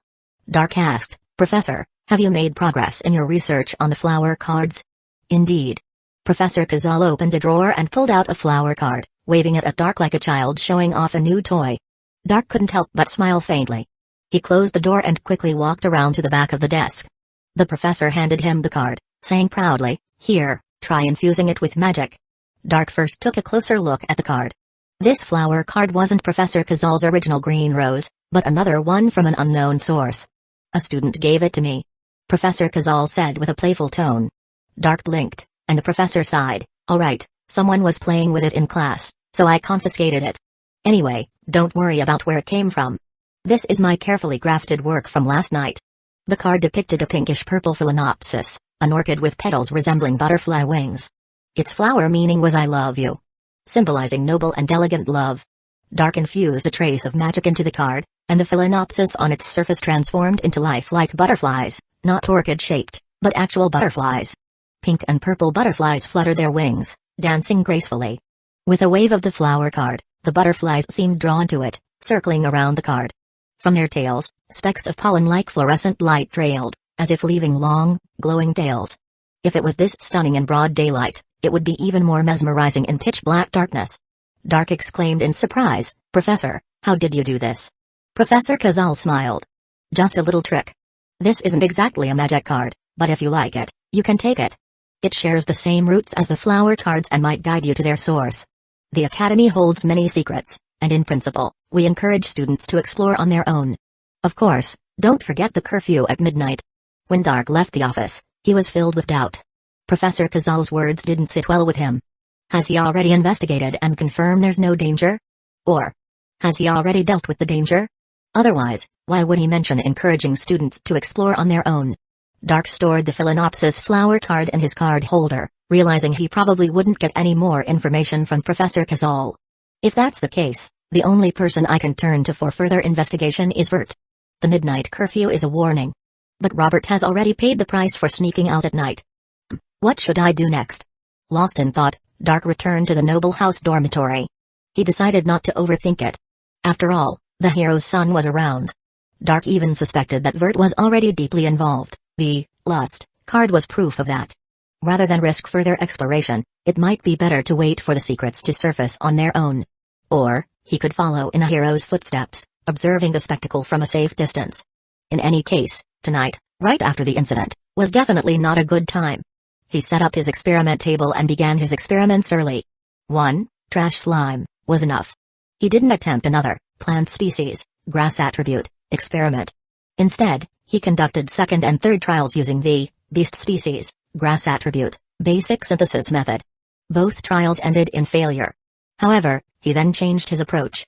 He adopted the basic synthesis method recorded in the textbook, the so-called random synthesis method. The random synthesis method was relatively easier but had a lower success rate. When mages were at a loss, they often used this method to find inspiration.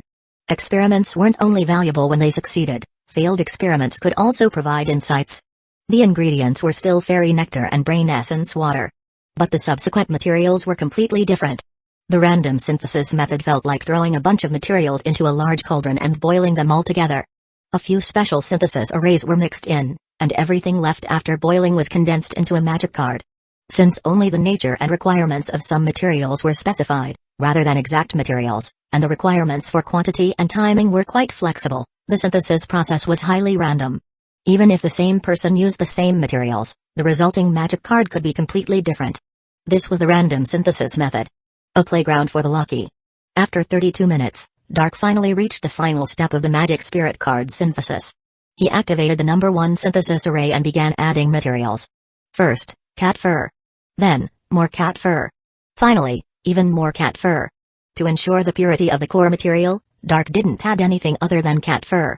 When the last strand of cat fur was absorbed and devoured, the light from the number 1 synthesis array gradually dimmed and finally settled.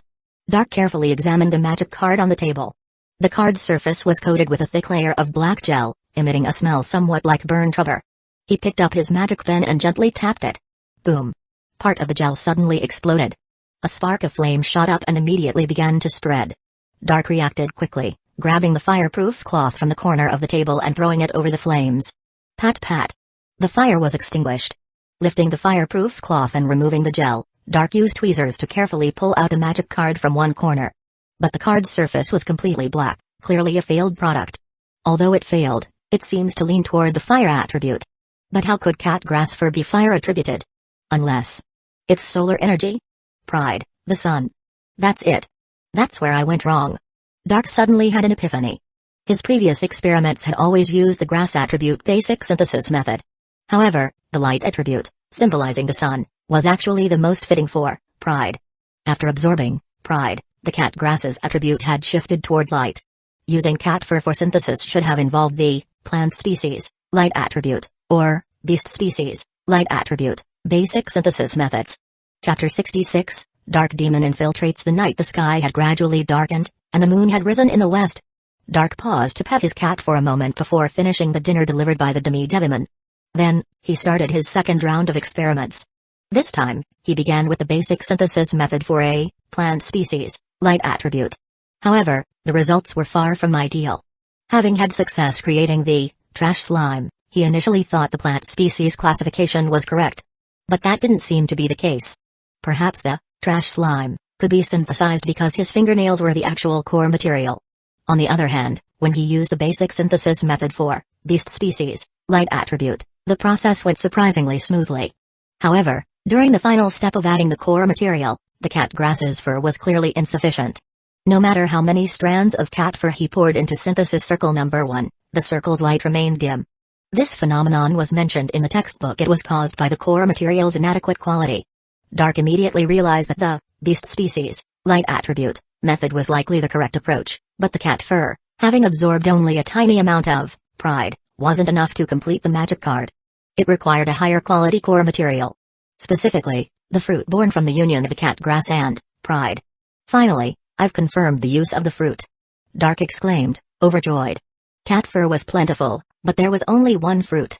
All the previous failures had paved the way for this final success. He picked up his pen and wrote in his notebook, 1 beast species 2 light attribute 3 fruit, pride. The experiment came to a temporary halt. Now, all he had to do was wait until the beginning of next month. Dark set up a lounge chair on the balcony, cradled the cat grass, and began reading the Fashion Master for leisure. He wasn't particularly interested in transformation cards, but that very fact allowed him to read without any pressure. The opening of the Fashion Master introduced a simple method for creating transformation cards, while the rest of the book was filled with various bizarre costume designs. Dark even came across an outfit with an S embroidered on the front and a B on the back. In any case, it was quite entertaining. Time passed gradually. The moonlight grew brighter. Just as Dark was about to doze off, a purple butterfly with a long, glowing tail fluttered gracefully into his view. A few seconds later, Dark suddenly jolted awake, his body instantly straightening. Meow. The cat grass cried out as it was jostled. Dark's eyes widened as he watched pink and purple butterflies continuously fly out of the room, their long glowing tails forming a dazzling galaxy, exuding an air of mystery and beauty. What's going on? Dark picked up the cat grass and placed it on the lounge chair, then quickly walked into the room. He retrieved the butterfly orchid card from the card pouch on his desk. Without any infusion of magic, the card activated on its own. Butterflies continuously flew out of the card, dancing around it. Dark glanced at the wall clock, 9:43 p.m. Normally, he would have been preparing for bed by now. But today, having invested so much energy in his experiments, he had ended up dozing off while reading. Still, it wasn't a big deal. In fact, the short nap had left him feeling refreshed. He frowned but ultimately put on the school uniform jacket hanging on the coat rack. He checked his cards and strapped on the card pouch. The origin of the flower card was tied to the reduction of lust, making it extremely important to him. I feel like if I don't act soon, the opportunity will slip away. Professor Kazel's actions clearly indicate he wants me to investigate further. But he himself seems unwilling to take direct action, as if he's in a conflicted state of mind. Is there some difficult decision holding him back? Should I trust him? Dark quickly walked to the door, but as he opened it, he suddenly thought of something. He turned back and retrieved the tuxedo mask set from the drawer, adding it to his card pouch. Without realizing it, I've already collected 9 cards. By nearly 10 p.m., the common room of the noble house was completely empty. Dark descended the stairs, and the magic lamps on the walls automatically lit up. He didn't linger in the common room but instead pushed the door open and stepped outside. The golem guarding the tower was coiled up, its eyes closed, showing no reaction. Dark quickly crossed the bridge and entered the interior of the castle. St. Marian's castle was a labyrinth of passages, and every evening, golems patrolled the halls. However, before midnight, the golems only issued warnings. After midnight, they switched to guard mode, arresting any students they found. Thus, midnight marked the castle's curfew. Dark took out his house card and summoned the demi-devilman. Sensing Dark's intentions, the demi-devilman couldn't help but feel a surge of excitement. The monotonous life at the academy had been suppressing its true nature. It was a demi-devilman, destined to stand above the heavens. The night was its domain. The night sky held its throne. Come here. Woof woof. Dark frowned at the demi-devilman's ever-changing expressions and sighed. Do you remember the path we took last time when we followed Vert? Take me there. The demi-devilman immediately regained its composure and nodded eagerly. Of course I remember. Who do you think I am? Dark smiled. Then hurry up. The night was indeed a fitting environment. It felt as if the emotions he had been suppressing were finally finding an outlet, slowly seeping out. He waved his hand, and the butterflies followed his guidance, forming a colorful ribbon. Professor Kazel had said that this flower card would guide him to the source, but in reality, the butterflies were simply fluttering around the card, aimlessly. Dark guessed it was because the distance was too great. Fortunately, he had followed Vert part of the way before, so he could get closer now. Thus, he followed the demi-devilman, moving quickly. First, they arrived at the moon viewing windowsill from before, then descended to the next floor, crossed an external bridge, and entered another section of the castle. While carefully avoiding the golems, they continued forward. After about 10 minutes, Dark finally reached the large statue of the Archmage where he had hidden last time. It was here that the butterflies suddenly reacted, flying in a specific direction. Here we go. Dark realized he was within range. Last time, the demi-devilman had lost track of Vert not far from here. Considering this was a game world derived from Harry Potter, it was impossible for the castle not to have secret passages. Vert must have used a secret passage to evade the Demi-Devilman's tracking. Dark followed the butterflies until they stuck to a wall and stopped moving. He realized that his destination must be somewhere beyond the wall. This direction? Dark narrowed his eyes and quickly searched the wall. As he infused a trace of magic, his finger suddenly sank into the wall. After a moment of shock, Dark immediately ordered the Demi-Devilman to take the lead and slip inside. But before the Demi-Devilman could enter, the butterflies swarmed in. Suddenly, the sound of footsteps echoed behind him. Dark's expression changed.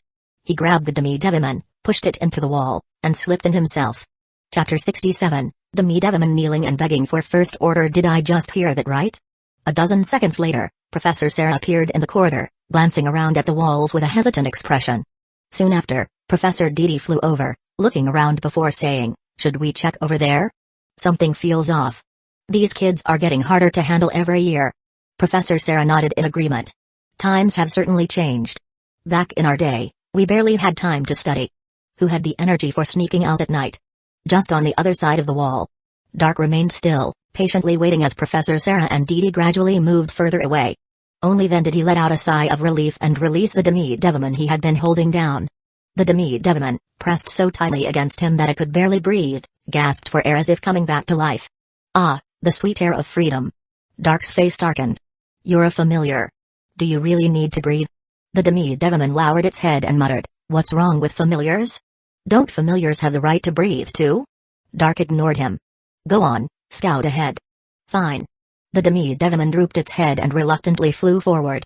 Meanwhile, Dark took out his magic pen and began marking the walls with his magical energy as he walked. The butterflies conjured from the flower cards were clearly unintelligent and couldn't navigate on their own. They could only serve as a compass. If he blindly followed them, he'd just keep bumping into walls. Dark was glad he'd thought to bring his shoulder bag. All the necessary tools were inside. The only problem was his weak spatial awareness, which made it difficult to map out the area in his mind. The torches on both sides of the secret passage gradually lit up, illuminating the path ahead. Dark moved forward, retracing his steps whenever he took a wrong turn and trying a different route. After repeating this process for over half an hour, he found himself in a maze-like secret passage. Inevitably, his senses became disoriented, and he lost all sense of direction. Just as he was starting to feel a hint of frustration, voices drifted from the other side of the wall. "Squid, don't you think you went a little too far last night? Really? Pufferfish? If you can't handle that, maybe you should just quit the cult. I know it was just a rehearsal, but..." "No buts. Look at that double chin and flabby belly. Nobody gave you a butt when you were born. Squid, that's a bit much. I'm just calling it like I see it." "Fine, I can't argue with you. What's the next step?" "Stay hidden. Don't let the professors find us." As the voices faded into the distance, Dark whispered to himself, "How cautious, using seafood names as code names." So, Mr. Squid was the one who turned Robert into a woman last night. After resting for a moment, he continued along the wall and finally found a way to the other side. By retracing the direction Squid and Pufferfish had gone, Dark found the correct path. Judging by the butterflies' reactions, the final destination was likely nearby. So, he slowed his pace. There was no telling how many people were involved in this so-called cult. If there were still people inside, he needed to be mentally prepared for a fight. But luck seemed to be on his side. He didn't encounter anyone else until he entered a small hall. No, wait, there was someone. Dark immediately turned and retreated, pressing himself against the wall to peek inside. However, the increasingly agitated butterflies flew uncontrollably into the hall. "This is bad," he thought, just as he noticed a shadow flicker behind the statue in the hall and then quickly disappear. Huh? That reaction? Dark couldn't help but chuckle.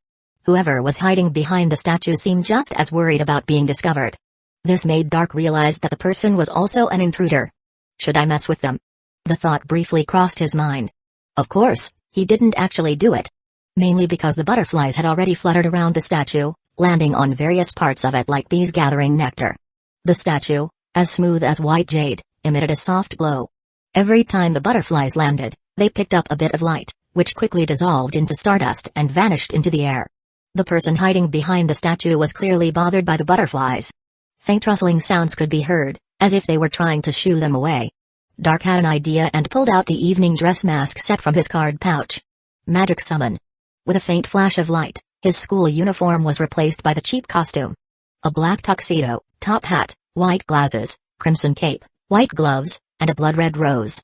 Aside from the cheap material, it was a fairly standard gentleman's outfit. But as Dark touched his face, he couldn't help but feel that calling himself a masked man just because he was wearing glasses was a bit of a stretch. Still, he couldn't find anything else to cover his face at the moment. Meanwhile, the person hiding behind the statue, perhaps annoyed by the butterflies or realizing that Dark was also an intruder or maybe thinking they'd been discovered, suddenly became more aggressive in shooing the butterflies away. A bright light suddenly flashed from behind the statue, and all the butterflies surrounding it were instantly annihilated. Crack. Dark pulled out the butterfly orchid card and saw a fatal crack running through its center. So the professor wasn't lying. It really is just a flimsy toy. Dark couldn't help but laugh bitterly as he realized the truth in the professor's words. A proper magic spirit card wouldn't be destroyed just because the spirit was defeated. Come out. No use hiding now. Vert Gold stepped out from behind the statue, followed by a majestic stag. Dark took one look and almost burst out laughing. Vert had also used a costume card, and it was a full-body masked rider set specifically, the shoddy Beelzebub fly suit handmade by Senior Leon. Whether he'd been ripped off or not, Vert looked like a giant fly, complete with a mask featuring oversized compound eyes. But to be fair, if you ignored the appearance, the fly suit was far more effective at concealing his identity than Dark's evening dress set. Though, if you're going to disguise yourself, why summon your signature white stag? No, I can't laugh. I need to learn from this and avoid making the same mistake. Without a second thought, Dark turned and ran, leaving the brave son of the hero with nothing but a flamboyant retreating figure. But the hero's son, perhaps feeling pent-up frustration, actually chased after him when he saw someone running away without a fight. Chapter 68, The First Clash Between Dark and Vert. Hey! Think you can keep up? The difference in their abilities had been obvious from the start of their run. Dark pulled ahead without a hint of panic, occasionally glancing back to see Vert struggling, his breath coming in ragged gasps. But Vert wasn't a complete idiot. Realizing the gap in their physical speed, he finally remembered his stag. A moment later, Vert had clambered onto the stag's back, enduring the strain on his legs as it galloped forward. His sharp eyes, magnified by the insect-like compound lenses, seemed to bore into the back of the figure running ahead. Yet, just as Vert was closing the distance, Dark abruptly turned a corner and vanished from sight. From the moment Vert mounted his stag, Dark knew the chase was as good as over. Maintaining a magical familiar like the stag constantly drained mana. However, the hero's son possessed more than enough mana to sustain the pursuit for the entire night. While sharp turns and clever maneuvering might buy him some time, it would be nearly impossible to completely shake Vert off. In that case, it was time to turn the tables. At the 8-second mark, a trash slime materialized in Dark's hand. Taking another turn to break line of sight, Evie started running alongside him. At the next fork in the road, the mark of pride appeared on Evie's forehead. Its speed surged dramatically, and it shot forward like a bolt of lightning. Meanwhile, Vert Gold finally spotted Dark's back again. He poured mana into the stag, and a flower card appeared in his hand. Forbidden Love. The distance between them rapidly closed. Just as a smirk began to form on Vert's lips, thinking he was about to catch up, the figure ahead suddenly snatched off his tall top hat and flung it backward. The black hat spun through the air, hurtling toward Vert at high speed, propelled by the stag's momentum. Vert had no time to react, but the stag abruptly skidded to a halt and swerved sharply to the right, narrowly avoiding the incoming hat. However, a glob of green, slimy substance followed immediately behind the hat and splattered onto Vert's face. The moment his vision went black, a wave of panic washed over Vert. Everything had happened so fast. He barely caught a glimpse of a small, nimble shadow flitting through the air before his beloved stag let out a pitiful cry and was instantly obliterated, offering no resistance. Then, the green slime on his face vanished as quickly as it had appeared. Vert tumbled to the ground. Fortunately, the stag had come to a complete stop by the time he was blinded, otherwise the fall might have left him half dead from the impact. Around the corner, Dark flicked his wrist, and 2 streaks of light returned to the magic card tucked between his fingers. A simple skirmish. I hope I didn't reveal too much. Dark thought, glancing at the hero's son, who was now rubbing his bruised backside. Dark emerged from another fork in the road, picked up the black top hat from the ground, dusted it off, and placed it back on his head with practiced elegance. Without another thought for Vert, he quickly made his way back to the small shrine. Since the cult members had already left, and Vert, the unpredictable element, had been dealt with, it would be a waste not to seize this opportunity to investigate the shrine further. After all, it was a gift from Professor Kazel.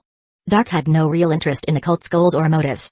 He was there solely for the origin of the flower cards. And now, it was clear. The goddess statue inside the shrine was the source of the flower cards. As Dark stepped inside, The previously extinguished torches reignited, illuminating every corner of the hall. He summoned a Devaman and had it fly around the shrine to ensure no one was hiding. Meanwhile, he approached the statue, carefully examining the goddess who initially projected an aura of holiness. Her hands were clasped in front of her chest, her eyes were closed, and her head was slightly bowed, resembling a pure maiden in prayer. The soft glow emanating from her was soothing. Unlike Vert, who had been easily captivated by the statue, Dark observed it carefully and concluded that it likely represented a virgin goddess. Is the power of the flower cards derived from this? Was lust weakened because it was purified by this sacred power? To test his theory, Dark took out Lust Eye. The moment he infused a trace of mana into it, both Lust Eye and the statue erupted with an intense light. Dark quickly shut his eyes, but in the darkness, he saw a fleeting Lust +1. This immediately put him on alert, and he cut off the mana flow to Lust Eye. Damn it. They share the same origin. Dark's expression shifted dramatically. Beneath the statue's holy exterior lay a concentration of lust, far greater than what he currently possessed. The reason lust could be weakened by the flower cards wasn't due to purification, it was being absorbed. At this moment, through Lust Eye, as a conduit, the lust accumulated within the statue was pouring into his body. It was like water flowing downhill, seeking equilibrium. Fortunately, Lust Eye was just that, Lust Eye. As a conduit, it was too small and fragile, so the influx was only at the level of Lust Plus. But the connection had been established, and even after cutting off the mana, it couldn't be severed. In this critical moment, Dark took out Pride Eye. 6 seconds later, the Devaman's eyes changed. Without hesitation, Dark tossed Lust Eye into the air. The Devaman, who had long held a grudge against the card, immediately flapped its wings and fired 3 shark-headed syringes in a triangular formation, shattering the pink card into pieces. Ha ha ha ha. The Devaman's maniacal laughter echoed through the shrine. I am the Devaman, a being of innate nobility. How dare a mere magic card provoke me? If any other lowly cards dare to challenge me, they'll meet the same fate as this one, utter destruction. Phew.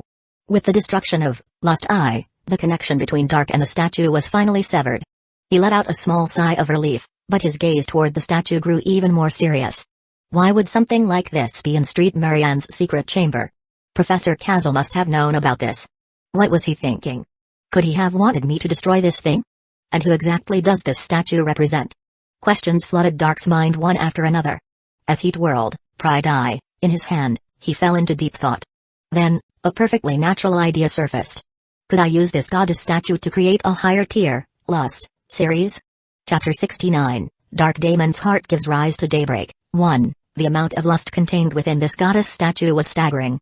If only it could be extracted, we're talking not just Lust I or Lust 2, but potentially even reaching Lust 3 and Lust 4. The only issue was that it seemed to be missing a certain something. Through the connection he'd just forged, Dark had gained an initial understanding of the lust within the goddess statue. Something feels off, but I can't quite put my finger on what it is. It could be a difference in quality, or perhaps the lack or presence of some crucial element. Whatever the case, it was subtly different from the lust Dark himself possessed. This might explain why the lust from the goddess statue could be used to create flower cards. I still don't know enough. Dark couldn't help but sigh. Mastering this wasn't something that could be rushed, knowledge took time to accumulate. He had to be patient. Tomorrow, then. I'll come back tomorrow night. Having decided that, Dark didn't linger in the temple. He felt the need to borrow that thought bottle from Professor Kazel again. Leaving the secret passage was much quicker than entering it. This was mainly because Dark had spotted Vert hobbling along, clutching his backside, and followed him through a shortcut. By the time they emerged, it was almost midnight. Dark quickly said goodbye to Vert and hurried back to the noble dormitory tower before curfew. Overall, the night's little adventure had gone quite smoothly. Even though he'd lost a flower card and a lust eye, there were more in the lust series waiting for him. So, Dark slept relatively soundly that night. In contrast, Vert had a rather restless night. After barely making it back to the night dormitory before it locked up, his backside had split even further from the forced running, adding insult to injury. But compared to the black-suited figure he'd encountered in the secret passage, this pain was nothing. He didn't seem like he was with the cult. He must have been there for reasons similar to mine. Damn it, who was he? I wanted to catch him and question him, but... Ouch. And so, Vert spent the entire night sleeping on his stomach. A warm breeze wafted through the open door. As sunlight streamed in, the cat grass, being particularly sensitive to it, woke up before Dark. When Dark finally opened his eyes, he found his face wet. He sighed and gently tucked the cat grass back into its little sleeping basket on the bedside table before getting up to Washington. I'm feeling pretty good. Dark glanced at himself in the mirror, then summoned Trash Slime to pat his face, instantly feeling refreshed. Today's Sage Daily had a slightly different feel to it. Dark sat alone in the common room, reading the newspaper. The headline was highlighted in color, featuring photos of the three princesses. The eldest princess was described as gentle and virtuous, while the twin younger princesses were said to be incredibly cute. The Sage Daily announced the princesses' Halloween schedule. They would be attending the Halloween ball at St. Marianne Academy as representatives of the royal family. Politically, this was a very clear gesture of goodwill. And since Headmaster Art had agreed to it, it also indicated her position.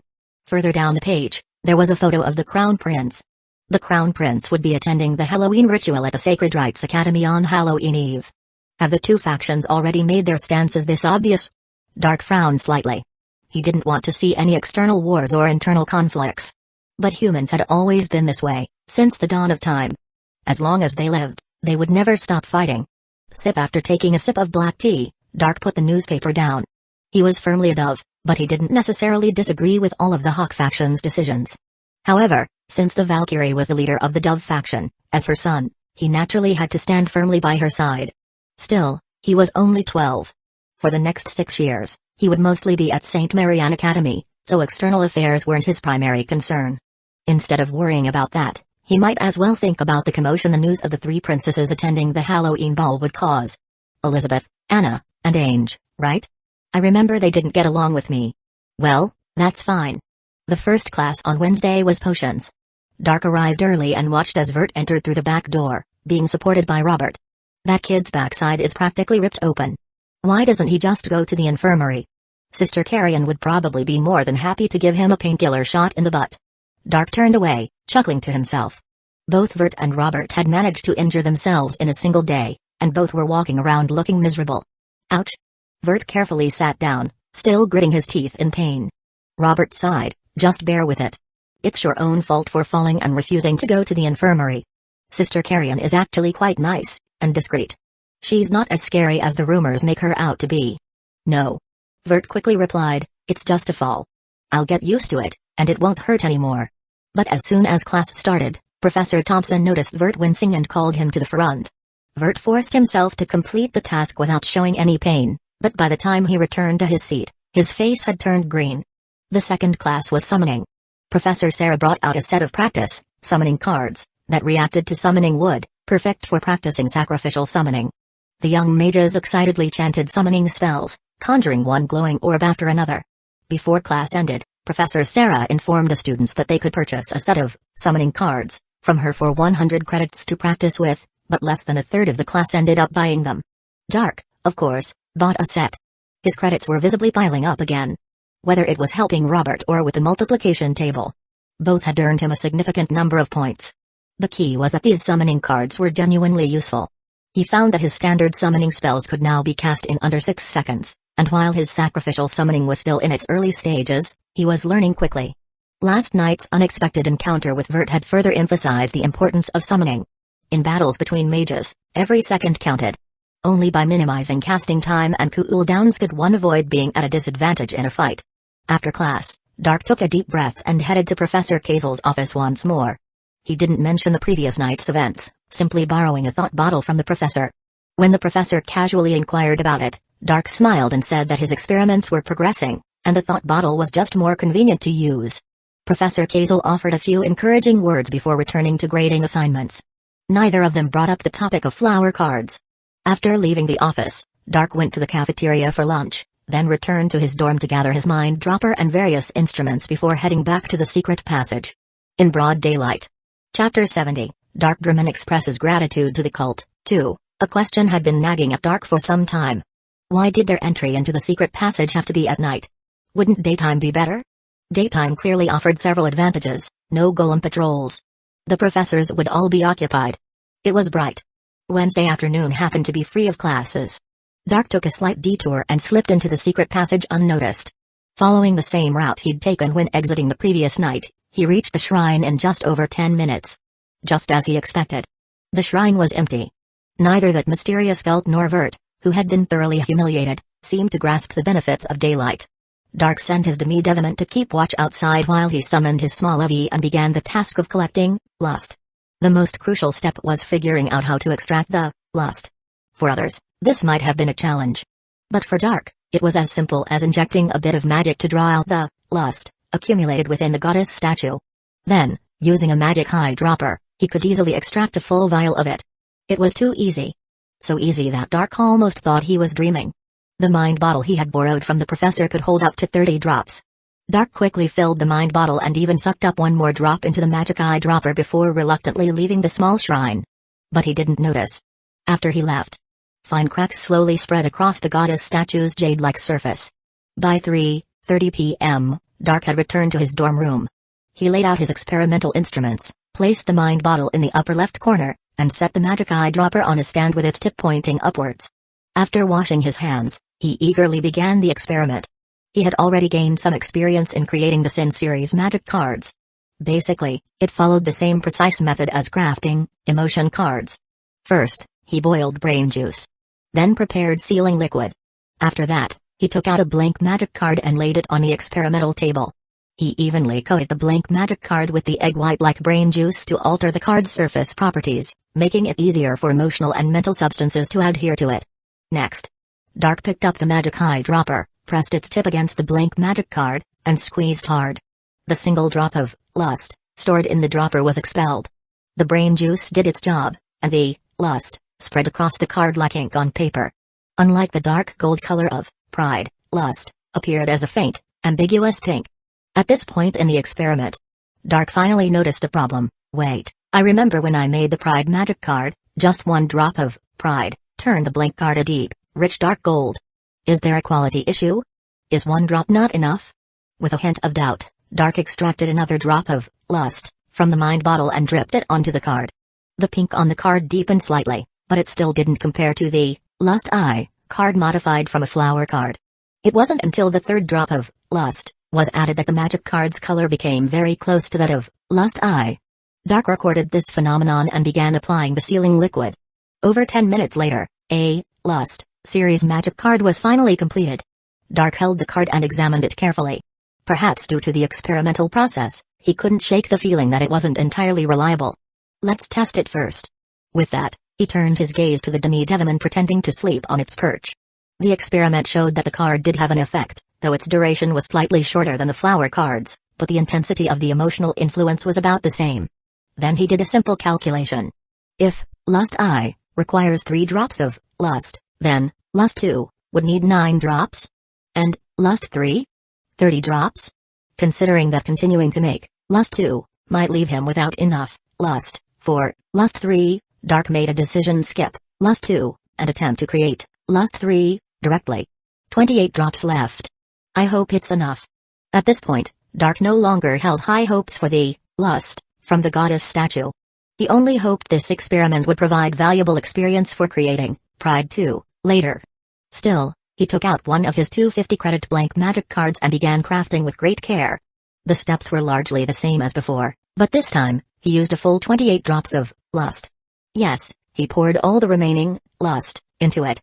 As a result, the 50-credit blank magic card was completely dyed from the inside out in an overly flamboyant golden pink, exuding a strong sense of frivolity.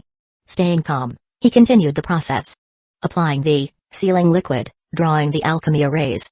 7 alchemy arrays, completed in one go. When the last array was successfully activated, even Dark himself found it hard to believe had Lust 3 really been created. At first glance, Lust 3 didn't seem much different from Lust I, except that its color appeared more alluring and carried a rich yet not overpowering fragrance. But appearances could be deceiving. To truly understand its essence, there was only one way: experimentation. Dark couldn't help but look at the demi-devil again. Not again, boss. The demi-devil, having just recovered from its lust-induced state, felt like it had fallen into an abyss. Meow meow. The cat grouse peeked through the balcony window. Its cute meows were interpreted by the demi-devil as malicious mockery. It stretched out its claws and flopped down, resigned. Come on. I'm yours. Life was like being stalked by an obsessive admirer. If you can't resist, you might as well learn to enjoy it. Having followed Dark for so long, the demi-devil had learned this piece of wisdom. Dark shook his head helplessly. The demi-devil really was pitiful. He had always felt a bit sorry for it. But the experiments had to go on. After all, who told you you're the most durable, a type of plant? Dark took a deep breath, held the Lust 3 magic card between his index and middle fingers, and lightly swiped it in front of him, activating the summoning spell. By the name of Dark Demon, Magic Summon. In an instant, an intense pink light burst forth from the Lust 3 magic card. Almost the entire dorm room was illuminated in a girlish hue. Except for the caster himself, even the catgrass outside the window let out soft meows. As for the demi-devimon, which had taken the full brunt of the light. Chapter 71, Little Devil Beast's Infinite Craving, 3. The demi-devimon on the bed suddenly unleashed an ear-splitting shriek. It felt as though the pink beam had become countless sharp blades, repeatedly tearing through its very being. But Dark was no longer fooled by such displays. He watched as the light coalesced at the center of the demi-devimon's forehead, where the skull pattern dissolved, replaced by a new emblem of sin. The pink light emanating from Lust was completely absorbed by this emblem before erupting outwards, transforming the creature's entire body into a glowing pink entity centered around the mark. Then, the life structure of this radiant being underwent an incredible and dramatic shift. It was akin to a tadpole morphing into a toad, or a sea creature evolving into a land creature, a fundamental leap in life form, a grand evolutionary step. Ah, so this is it. Dark realized almost instantly that this was evolution. The demi-devimon had actually evolved under the influence of Lust I. For a Digimon, which was fundamentally a data-based life form, Lust 2 was like a data card overflowing with an immense amount of information. A wave of boundless ecstasy washed over Dark. He noticed a +1 notification flicker past his eyes but paid it no mind. He was utterly captivated by this transformation, genuinely thrilled by the demi-devimon's evolution. What will it become? Devimon? Vilemon? Soulmon? The evolutionary possibilities for Digimon were vast. Especially for a Digimon like this one, its evolutionary branches extended to a multitude of virus-type Digimon. Dark's understanding of these branches was only superficial. But this only heightened his excitement. Who doesn't love evolution? Whether it became Devimon, Vilemon, or Soulmon, they were all powerful and cool-looking champion-level Digimon. Though their sinister appearances might invite criticism, plenty of mages favored Dark or Demon decks. No need to worry, the goal was peak coolness. Come forth. I choose you. Evil. No, Black Gatomon. Dark's smile faltered as he watched the black-furred cat still rolling around on the bed, driven by lingering momentum. Well, Black Gatomon wasn't so bad, right? Its sleek, jet black fur, large cat ears, delicate and beautiful features, petite and adorable body, paw pads with concealed claws, and slender, long tail gave it the appearance of a dark-skinned doll. It was acceptable. Meow. Black Gatomon stopped trolling. Its long eyelashes fluttered slightly as its amber-yellow cat eyes slowly opened. Like a newborn, it gazed at the world with curiosity. Then, its focus sharpened visibly, locking on to Dark. Meow. Master, cuddle. Black Gatomon's eyes instantly turned into heart shapes, its pink tongue darting out to moisten its supple lips. The emblem of sin on its forehead pulsed with a pink aura as its emotions surged. Dark was intensely curious about how the Lust emblem differed from the Pride emblem. But with a soft meow, Black Gatomon pounced, its surprising strength instantly pinning him to the ground. Seeing the dense, almost suffocating haze of seduction in Black Gatomon's eyes, Dark realized something was wrong. Get off. Black Gatomon didn't obey. By the name of Dark Demon, I command you to rise, my familiar. The emblem of sin on Black Gatomon's forehead flickered, seemingly resisting the forced command from the familiar system. Instead, it extended its pink tongue and began licking Dark's face, starting at his chin and moving up to his forehead, all while purring contentedly. Is this a loss of control? With his face now slick with saliva, Dark wore a complicated expression. During Lust I, it hadn't been this obvious. But with Lust 2, it was clear. The Sin series of magic cards created from the Lust of the goddess statue had finally revealed their most significant flaw. Chaotic evolution, an uncontrollable Digimon. It reminded Dark of the horror in Digimon Adventure when Taizaguman mistakenly evolved into Skullgreymon. This ends now. Dark finally regained his composure. In retrospect, evolving into Black Gatomon was incredibly fortunate. If it had been something like Devimon, he would likely have been torn to shreds by now. The thought sent a chill down Dark's spine, but his gaze toward Black Gatomon softened. He flipped over and hugged it, expertly scratching its chin, ears, chest, belly, and forehead. After all, it was just petting a cat. He was already quite experienced at it. Under Dark's skilled ministrations, the once domineering Black Gatomon became even more docile than an ordinary kitten, completely lost in Lust. Dark gave it his all, allowing it to reach a state of sublime ecstasy. As Black Gatomon finally stopped squirming, Dark quickly jotted down his observations in his notebook.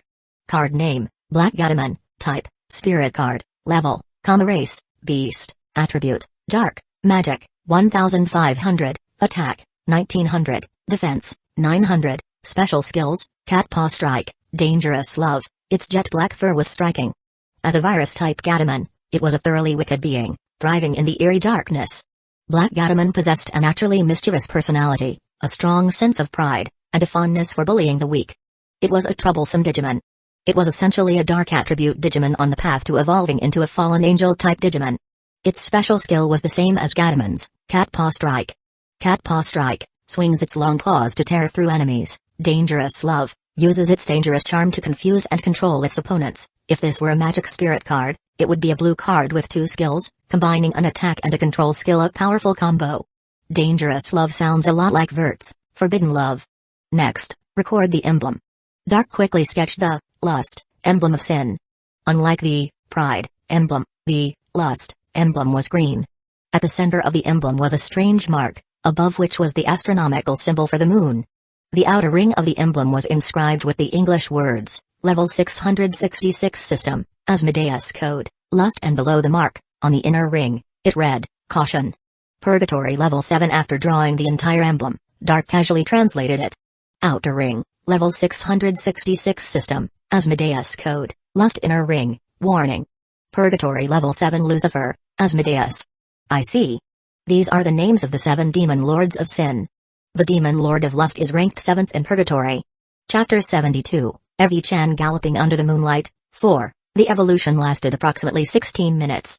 As the Lust emblem on Black Gatomon's forehead gradually faded, it degenerated back into Demi-Devimon in a flash of light. Although this was expected, Dark couldn't help but feel a twinge of disappointment. After degenerating, Demi-Devimon instantly regained consciousness. It squirmed out of Dark's embrace and flew back to its perch, turning its back to him. Dark faintly heard it muttering repeatedly, Demi-Devimon has lost all dignity. Demi-Devimon wants to die. Where is hell? Hell is empty, and all the devils are here. Dark quipped, a grin spreading across his face. He then summoned Trash Slime to help him clean up the remnants of the experiment. About an hour and a half later, the cool down for Lust 2 reset. It seemed that aside from the drawback of losing control, this Lust 2 magic card was relatively well designed in other aspects. Of course, the 50-credit blank magic card was also crucial.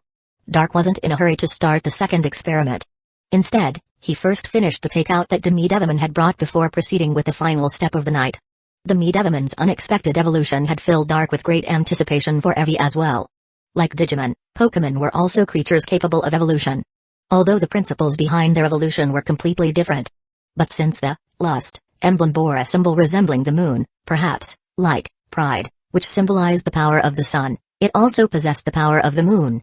And Evi, a creature that could bask in moonlight and evolve into an Umbron. Magic Summon. Under Demi-Devimon's gleeful gaze, Dark took out Magic Beast, Evi, and summoned it. Vua. And then Card Swipe. Evolution. BGM. This time, it was a real evolution. Under the glow of Lust 2, the Lust emblem also appeared on Evi's forehead. A faint, pink-tinged moonlight emanated from its forehead, enveloping its small body. Evi Umbron. Unlike a traditional Umbron, this Umbron's black fur was adorned with pink circular patterns. Black represented the night. Pink represented lust. It was a lunar emissary walking through the night, a seductive spirit symbolizing lust. Card name, Umbron. Type, Pokemon card. Level, species, beast. Attribute, dark. Magic, 1500. Attack, 1600. Defense, 1900. Special skills, Moonlight, Dark Pulse, Shadow Ball. 3 skills. After evolving, Evi had become a 4-star orange card. And not just any orange card, it was an extremely rare one with a self-recovery skill. As everyone knew, the biggest issue with magic Pokemon cards was their lack of sustainability. Magic power was both the lifeline and energy source for magic Pokemon. Using skills consumed magic power, and even standing still drained it. Without a magician's assistance, a 4-star magic Pokemon with 1500 magic power could only exist for about 30 minutes, and that was without using any skills. But a magic Pokemon without special skills was like a soul without a body.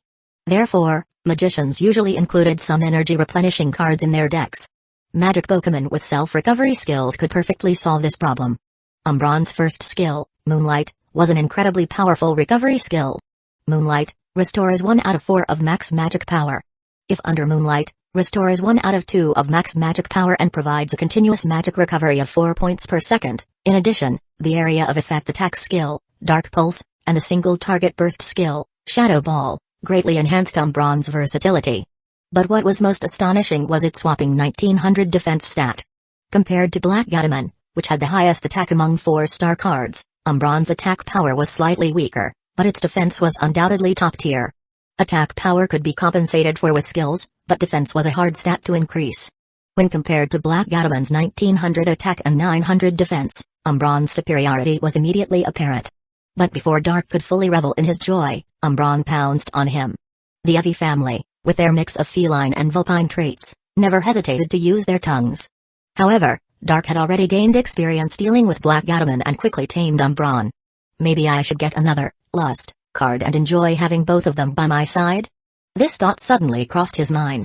But Dark quickly shook his head. The flaws of Lust 2 were already quite evident. The Lust produced by the goddess statue was fundamentally different from his own Lust, and held little research value. Dark's frequent experiments and creation of the 7 deadly sins magic cards were ultimately aimed at understanding the sins themselves. The power boost was just a bonus. Putting the cart before the horse wasn't the way to go. Therefore, there was no need to return to that temple. As for the flower cards, collecting finished products might be more feasible. As the night deepened, Dark Demon steadied his resolve. Meanwhile, a cry of despair echoed from the temple. How could this be? A whole month of effort, wasted. A dozen or so cloaked, masked members of a so-called cult knelt before the goddess statue, wailing in despair. Goddess, please forgive us. The goddess statue, which had remained unresponsive despite Dark's repeated blasphemies, now trembled slightly as her eyes slowly cracked open. She was born of the moon and descended to the earth. She was both the moon goddess and the earth mother. The night was her eyes, and the day was her time of slumber. Dark had no idea that his decision to conduct his experiments during the day had inadvertently spared him from a calamity. After accepting the cult's offering, the goddess statue's eyes opened a sliver, revealing a gaze as soft as water. But a thin mist veiled her eyes, rendering her sacred and untouchable. Yet, a vicious crack running down her delicate cheek shattered her otherwise flawless aura. The cult members prostrated themselves, trembling in fear. But no one noticed the goddess's eyes quietly opening a fraction more. The cult had been active for nearly a year, but this was the first time they had made such a grave mistake. No one knew why the goddess statue, which had been on the verge of being repaired, had cracked again. As everyone knelt in worship, a faint pink mist seeped out of the statue and entered their bodies, amplifying certain thoughts and clouding their minds. The goddess's voice echoed in their ears, faint and mysterious. The cult leader, seemingly sensing the goddess's forgiveness, kowtowed repeatedly, tears streaming down his face. Great Moon Goddess, please continue to guide us. The path illuminated by the moonlight is the path we shall crawl upon. For the goddess. Chapter 73, Dark Daemon grasps the iron hook of fate. 5. Vert Gold was extremely grateful for his sore bottom, as it had caused him to arrive late. He'd initially assumed the cult members wouldn't be back after their gathering the previous night, so he'd decided to check if that perverted fellow had desecrated the statue. To his surprise, not only had the cult members returned, but there were significantly more of them than before. Their deeply prostrate posture exuded such humility that it only further emphasized the goddess's nobility. This wasn't Vert's first time witnessing their gatherings. Yet, he always felt a distinct sense of separation from them. It was a matter of hierarchy. This gave him a peculiar sense of superiority. However, now wasn't the time to linger. From his vantage point, he still couldn't see the goddess's eyes, but the statue seemed even more sacred than before. He quietly slipped away. Although the cracks in the statue had worsened, the tinkerers were already at work making repairs. There was no need for him to worry. Still, he decided it would be best to avoid the place for a while. Life at Street Marian's remained as monotonous as ever, albeit with a touch of amusement.